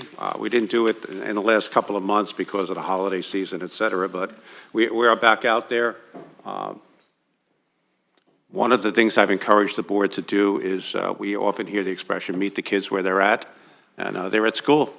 So we go out there and we meet them, attend different functions. Everybody kind of has their specialty, from sports to clubs to committees, special days that they have. It's really quite incredible. I say it every time. I'm not shy, I'll say it again. We have an incredible school district. I could prove it because of all the things we see and the feedback we're getting from the administration, teachers, kids. So I'll get to it.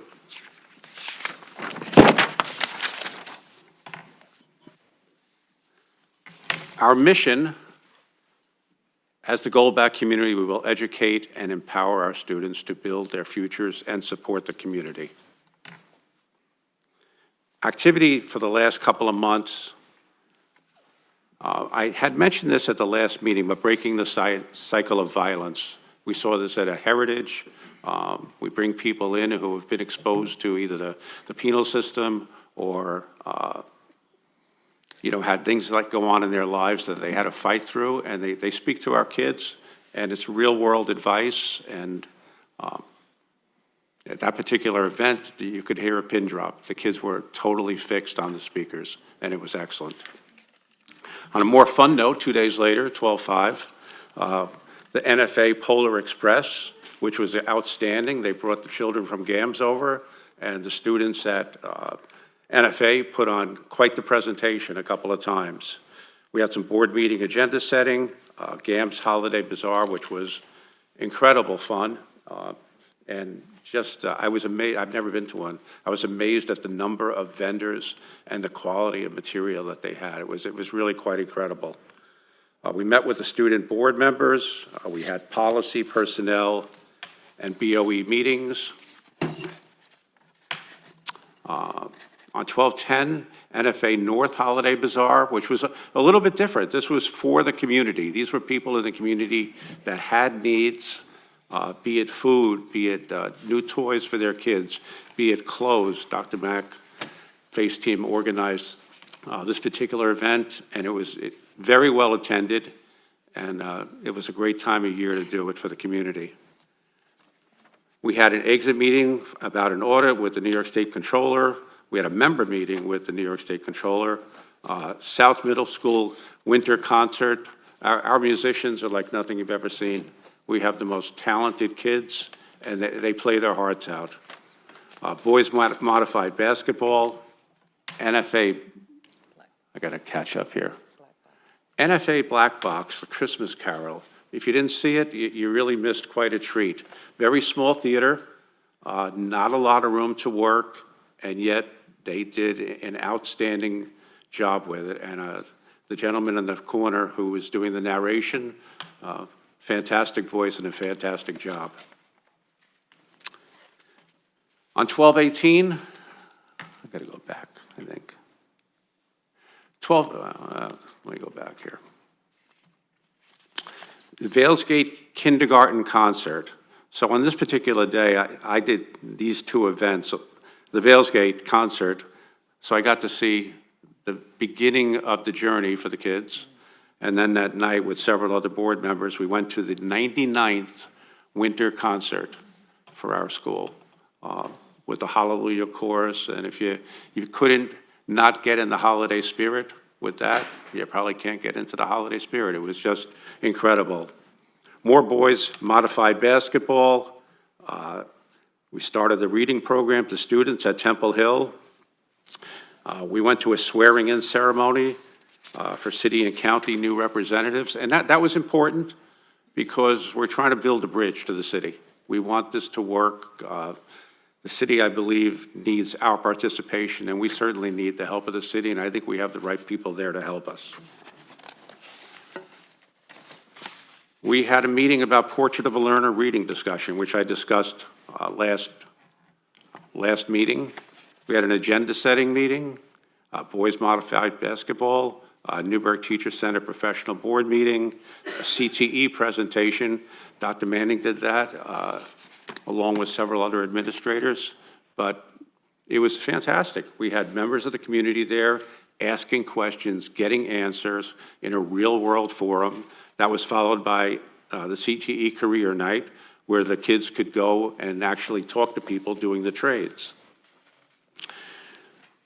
On 1/12, we had a student board member meeting, Newburgh City Council meeting, where we were invited to for another swearing-in for the deputy city manager. 1:13, it was a BOE meeting. 1:14, audit and finance, more basketball. This was a special event. On 1:15, we had the first, Dr. Manning had the first, what's called the community conversation.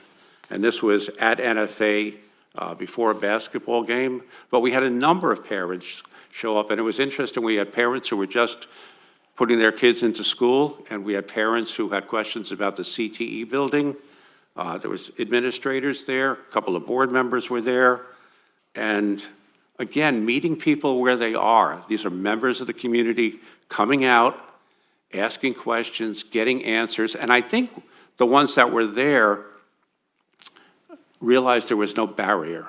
They were just got to talk to the people, they got to talk to the CEO. I mean, it doesn't get higher than that, so that was a good thing. The second one's coming up in February. More boys modified basketball. This was very special. There was a commendation ceremony for Tyreek Johnson. Tyreek was at our meeting last time, presented by Senator Rollison. He was given a certificate and a plaque. Tyreek is our security guard who has not saved one person or two. He has actually saved 3 people from choking in 3 years. And just a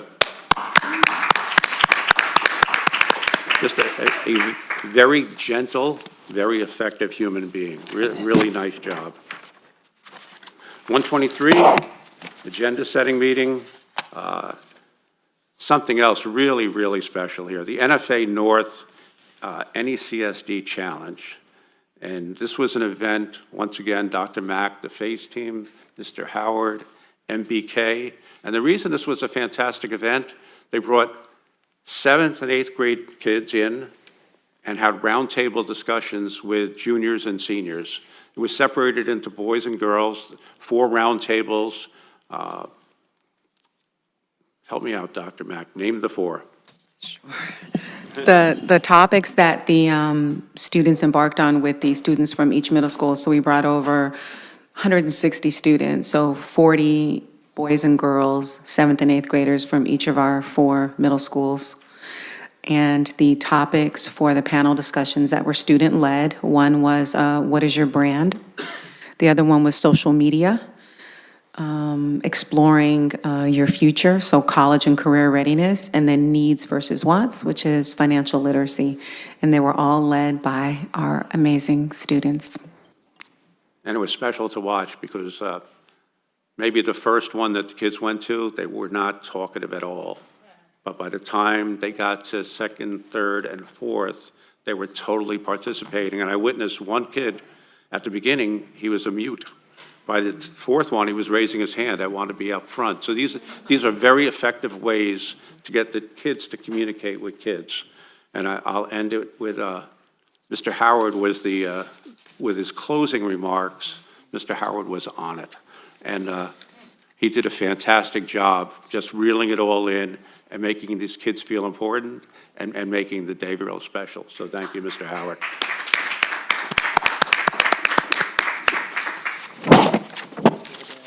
So thank you. We had 6 contributing members during this time period. Once again, people have time constraints, we understand that. But thank you, everybody, for chipping in.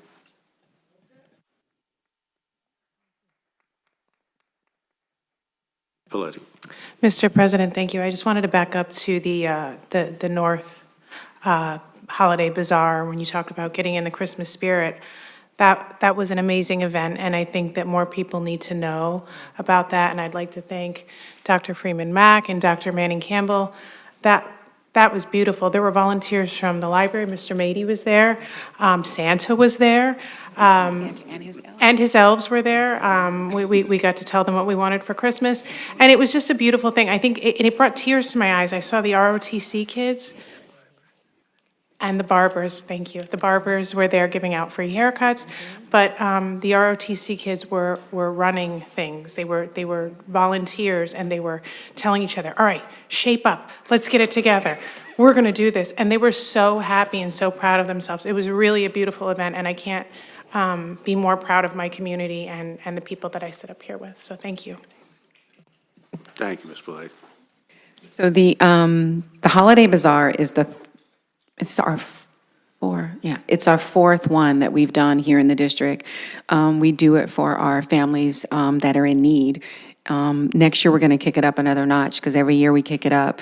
So it's clothes, toys, food.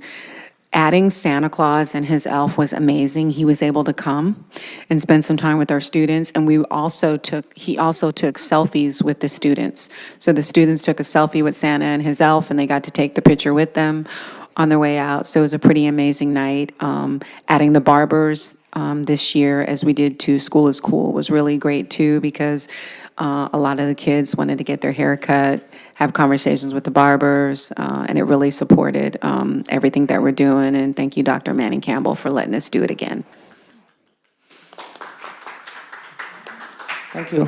Thank you for leading this initiative. But I think one of the other things that I want to make sure that we also share, we also had students who volunteered and manned stations and staff members. So it was all hands on deck, staff, students, community members. So thank you for coordinating and organizing it. It was great to see our students excited about this opportunity, one of many. So thank you. Mr. Howard. Thank you, Mr. President. I would also be remiss not to mention on January 23rd, along with the Bros program from South Middle School, we took 36 7th and 8th graders over to Marist College to see a basketball game, and it was an incredible opportunity to expose some of our young scholars who not necessarily would be exposed to a college campus, but to see it in person, to walk the campus, and to actually see the college game. And they behaved themselves so well. And I say this because it was about 30 of us over there, and we were in the corner, and they behaved so well.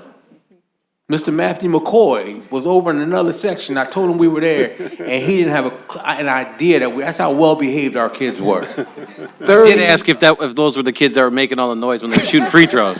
So the free throw noise was very nice. I did like that. That's the home team advantage, and they were stomping on the bleachers, but they had an incredible time, and I think it was awesome to expose some young people who probably would not have that opportunity, but on the way back, they talked about what would happen 5 and 6 years from now, and their opportunity to spend life and go to college and be on a college campus and see what it looks like, see what it feels like, and to be able to participate in something like that. And we also had, it was on Martin Luther King holiday, and we had a Q&A on the way up, and we had a Q&A on the way back.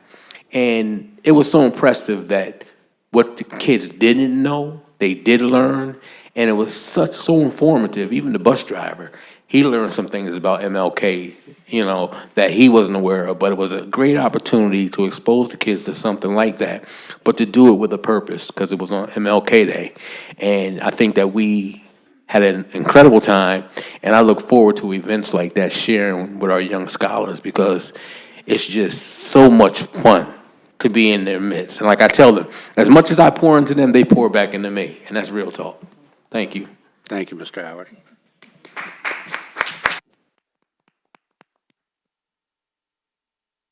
Ms. Politi. I just wanted to say thank you. My children were a part of that, and they were so excited. All of the boys were so excited. They had so much fun.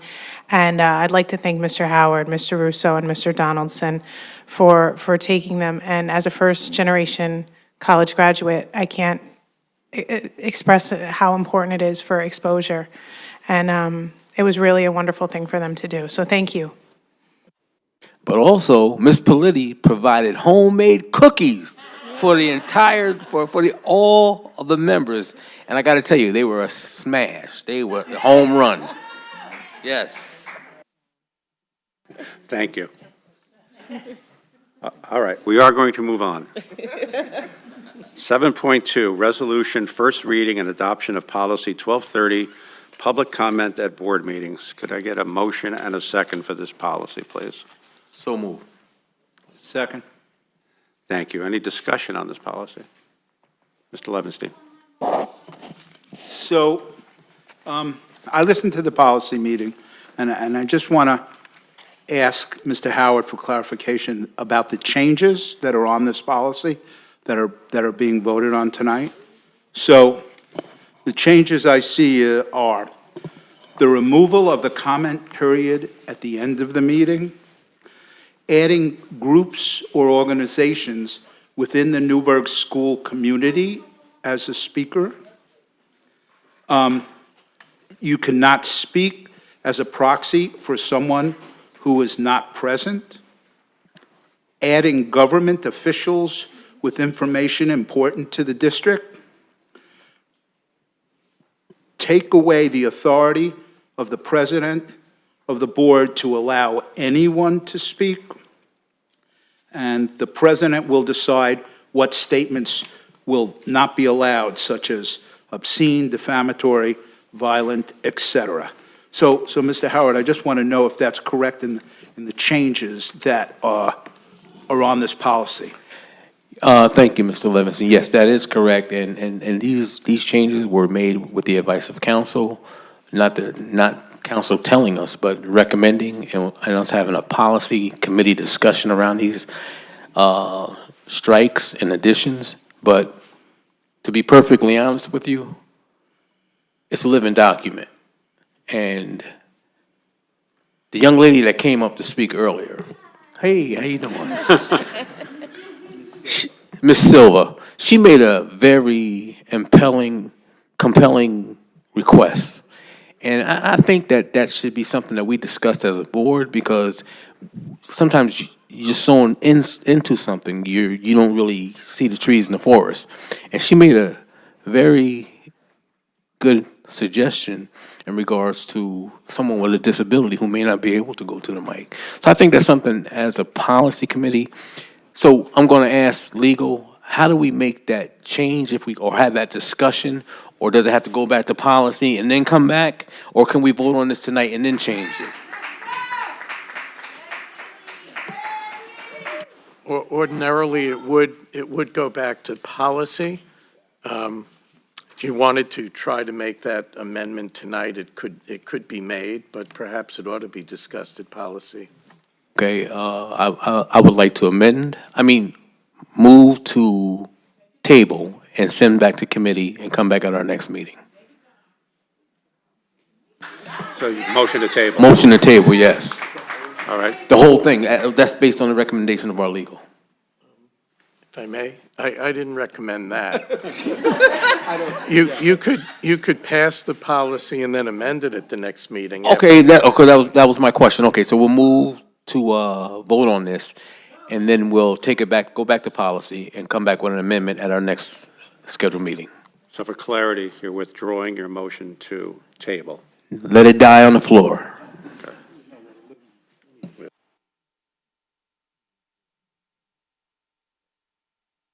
All right, Ms. Bello. Yeah, I was just curious, is there we don't have to allow public comment at all. It's kind of optional, but we do. And is there anything, Mr. Shaw, is there anything in the law that prohibits us from allowing a taxpayer who is not a resident here to speak is there anything in the law that prohibits that?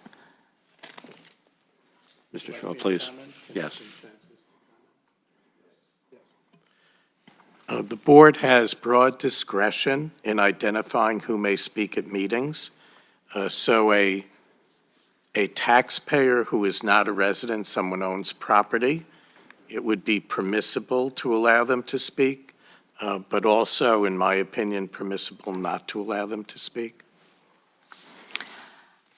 Wouldn't it benefit us to be more inclusive rather than less? I mean, there's so many people, business owners, landlords, et cetera, that do support our district financially with their tax dollars, but maybe live in Marlborough or Cornwall or something and not part of the, really a district resident. Why can't we be more inclusive? Mr. Shaw, if you could speak to the precedent. You had mentioned 75 years of precedent with State Board of Ed. Yeah, when it comes to public speaking policy at school board meetings, the Commissioner of Ed has ruled on this many times for as far back as 75 years ago, saying that the purpose primarily is to allow parents and residents to speak at school board meetings. And you're right that you don't have to have a public speaking part at all, but it is typical to have public speaking parts at board meetings. So it is within the board's discretion exactly how far you extend it. Ms. Burks had her hand up, and I'll get to you, Mr. Levinstein. I'm happy that you mentioned taxpayers, because need I remind you, last year you shut a whole budget meeting down. You silenced not only parents of the district, but children of the district, employees of the district, whom we serve as a board. Thank you. Thank you for that trip down memory lane. Mr. Levinstein, please. Welcome. I thought you forgot. So I'm going to vote for this, but a couple of comments. Number one, I would ask Mr. Howard to go back and look at maybe modifying the one note that Ms. Silver brought up.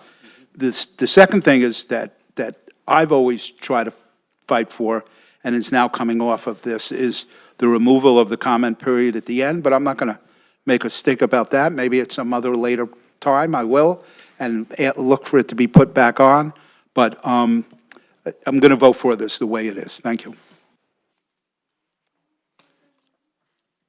Thank you. Any further discussion on this item? Roll call on the policy adoption. Mr. Levinstein? Yes. Ms. Politi? Yes. Ms. Christine Bello? No. Mr. Bergarelli? Yes. Ms. Burks? Yes. Mr. Duray? Yes. Mr. Howard? Yes.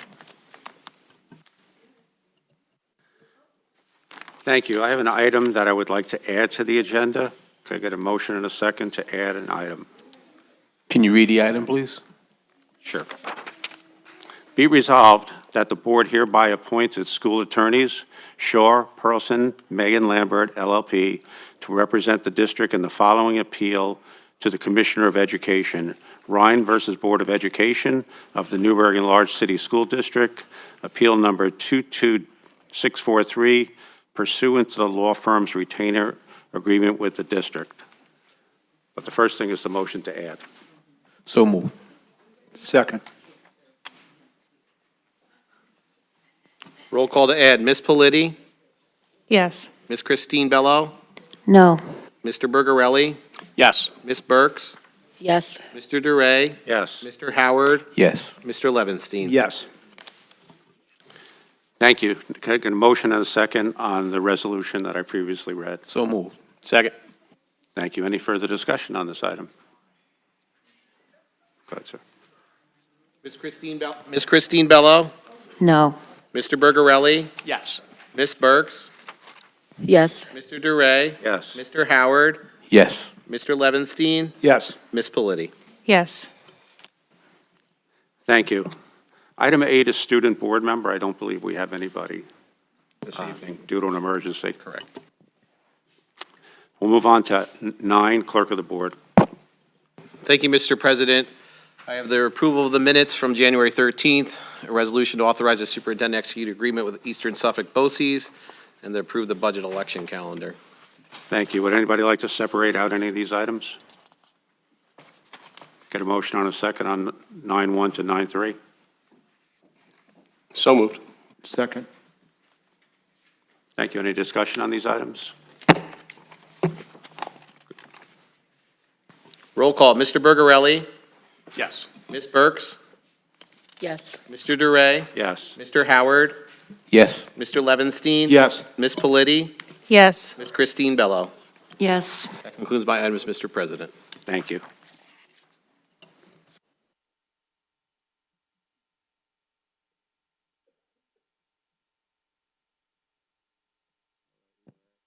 Assistant Superintendent of Human Resources, Ms. Holder. Good evening, Mr. President. I have items 10.1 to 10.6 on consent for your consideration. Thank you. Would anybody like to separate out any items? Mr. Howard? Yes, 10.3. Thank you. 10.3. Okay. Ms. Bello? 10.4. 10.4? Okay. Anyone else? I want to separate out 10.6. So could we get a motion and a second on 10.1, 10.2, and 10.5? So moved. Second. Any discussion on these items? Go ahead, sir. Ms. Holder, is the following an accurate description of the human resources agenda being presented tonight? HR agenda items A through L, including appointments, change of statuses, leave of absences, resignations, retirements, and return from leave of absences. Approve home teacher appointments. Approve Empire after-school program appointments supported by a $1.4 million grant.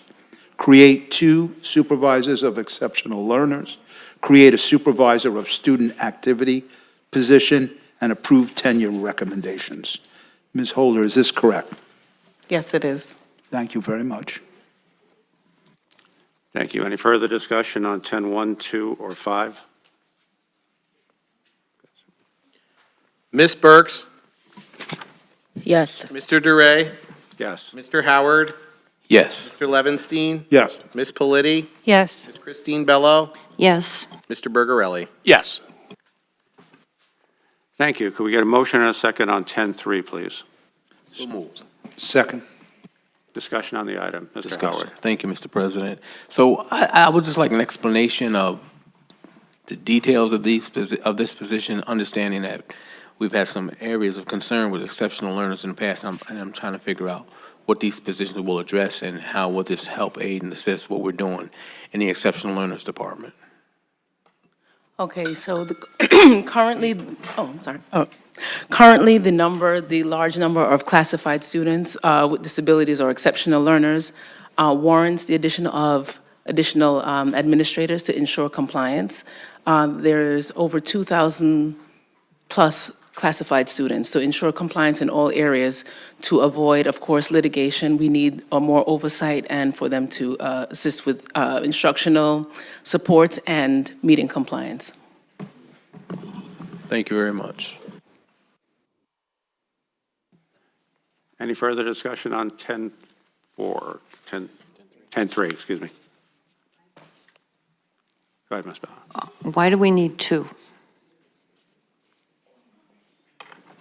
There are currently 3. With the large amount, we need an additional 2, which would be a total of 5. There is a lot of areas of compliance within the area of exceptional learners that require the administrative oversight to ensure that we are compliant. Thank you. Any further discussion on this? Roll call, Mr. DeRay. Yes. Mr. Howard. Yes. Mr. Levinstein. Yes. Ms. Politi. Yes. Ms. Christine Bello. Yes. Mr. Bergarelli. Yes. Ms. Burks. Yes. Thank you. We're at 10.4, resolution to create 1 full-time supervisor of student activities. Get a motion and a second. Second. Thank you. Discussion on the item? Ms. Bello. Yeah, what would be the job description for this? Ms. Peterson. So as we start to make community connections and we start to hear from parents, uniformity across our campuses, and especially as we are adding a 4th campus, is important for student engagement and activities. Whether it's our honor societies, our clubs, our scholarship program, our different partnership, volunteerism, there needs to be some uniformity.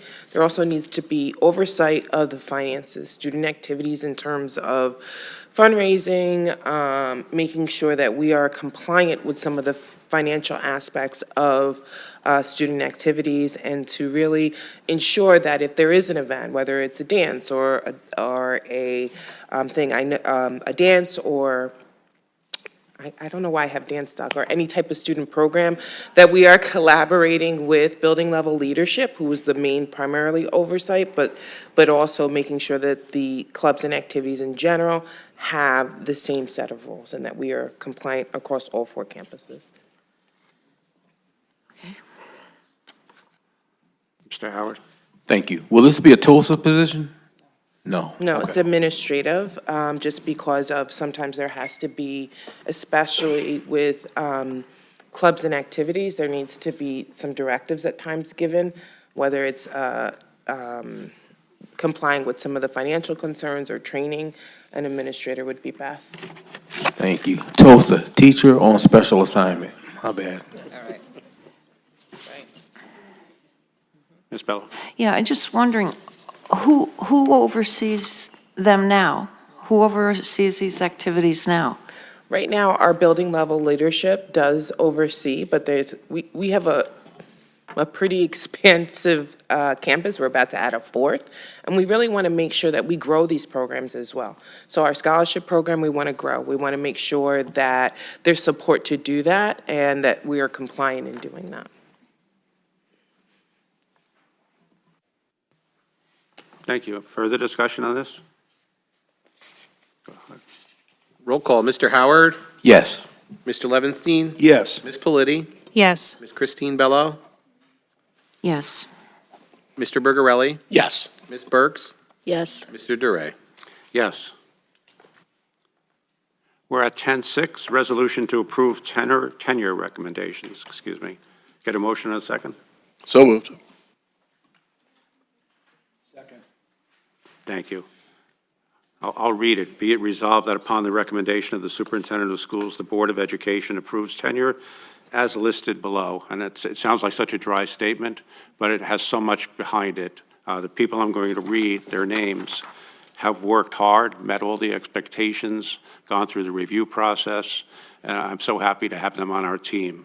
Tonight we have Jacob Chandler, English, NFA Maine, Corey Baker, Speech, Meadow Hill, Christina Rosario, Reading, Meadow Hill, Ronald Fent, Social Studies, NFA Maine, Daphne Reed Requelme, Teaching Assistant, Temple Hill, Patrick Kavanaugh, Assistant Principal, NFA Maine. Luann Hinspeter, NFA West Teaching Assistant. Bianca Boland, Special Education, NFA Maine. Keisha Brown, School Psychologist, Temple Hill, and we welcome everybody. Thank you.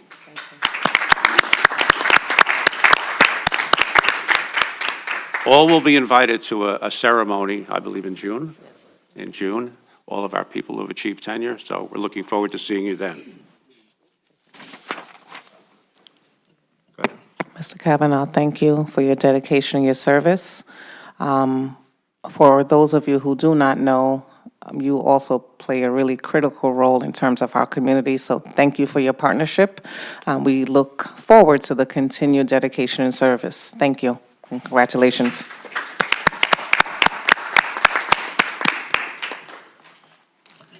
Thank you. Going to move on to Assistant Superintendent of Finance. Point of order, sir. I'm We need to sorry. vote. Oh, let's vote. Let's vote on your tenure while we're here. Roll call on 10.6. Mr. Levinstein? Yes. Ms. Politi? Yes. Ms. Christine Bello? Yes. Mr. Bergarelli? Yes. Ms. Burks? Yes. Mr. Duray? Yes. Mr. Howard? Yes. Thank you. I was so excited I missed it. Sorry. And I'm not even getting tenure. Okay, we are now at 11, Assistant Superintendent of Finance. Ms. Rory. Thank you, Mr. President. The Finance Division presents items 11.1 to 11.6 for your consideration on consent. 11.16, 11.1 to 11.6. 11.6. Would anybody like to separate out any items? Okay. Get a motion in a second on 11.1 to 11.6 then. So moved. Second. Thank you. Discussion on these items? Roll call, Ms. Politi? Yes. Ms. Christine Bello? Yes. Mr. Bergarelli? Yes. Ms. Burks? Yes. Mr. Duray? Yes. Mr. Howard? Mr. Levinstein? Yes. Thank you.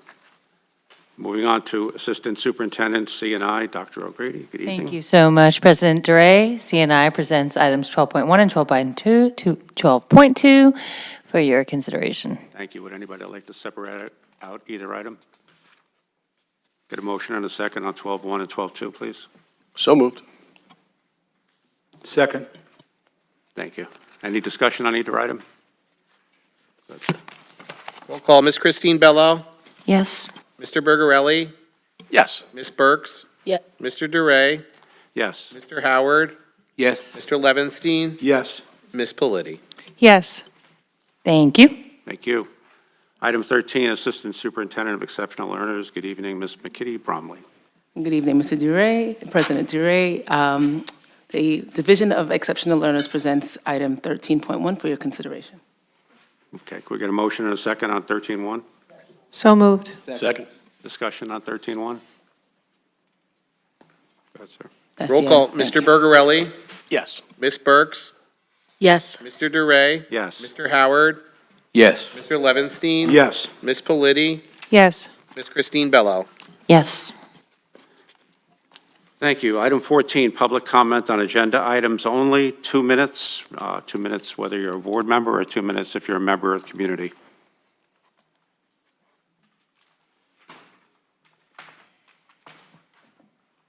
Chair sees nobody.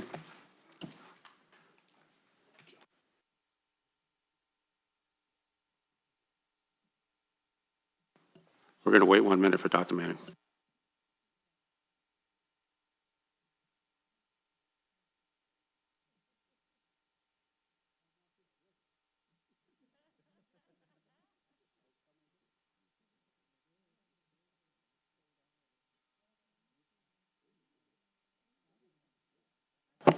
All right, it might be longer than 1 minute, so we're going to entertain a movement to adjourn. Get a motion and a second on adjourning.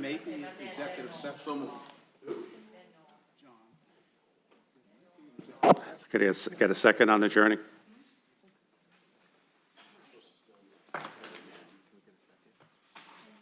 Second. Thank you. Roll call to adjourn, Ms. Burks?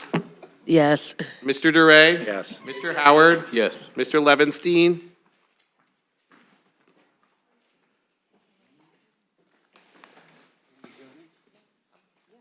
Mr. Levinstein? Yes. Ms. Politi? Yes. Ms. Christine Bello? Yes. Mr. Berger?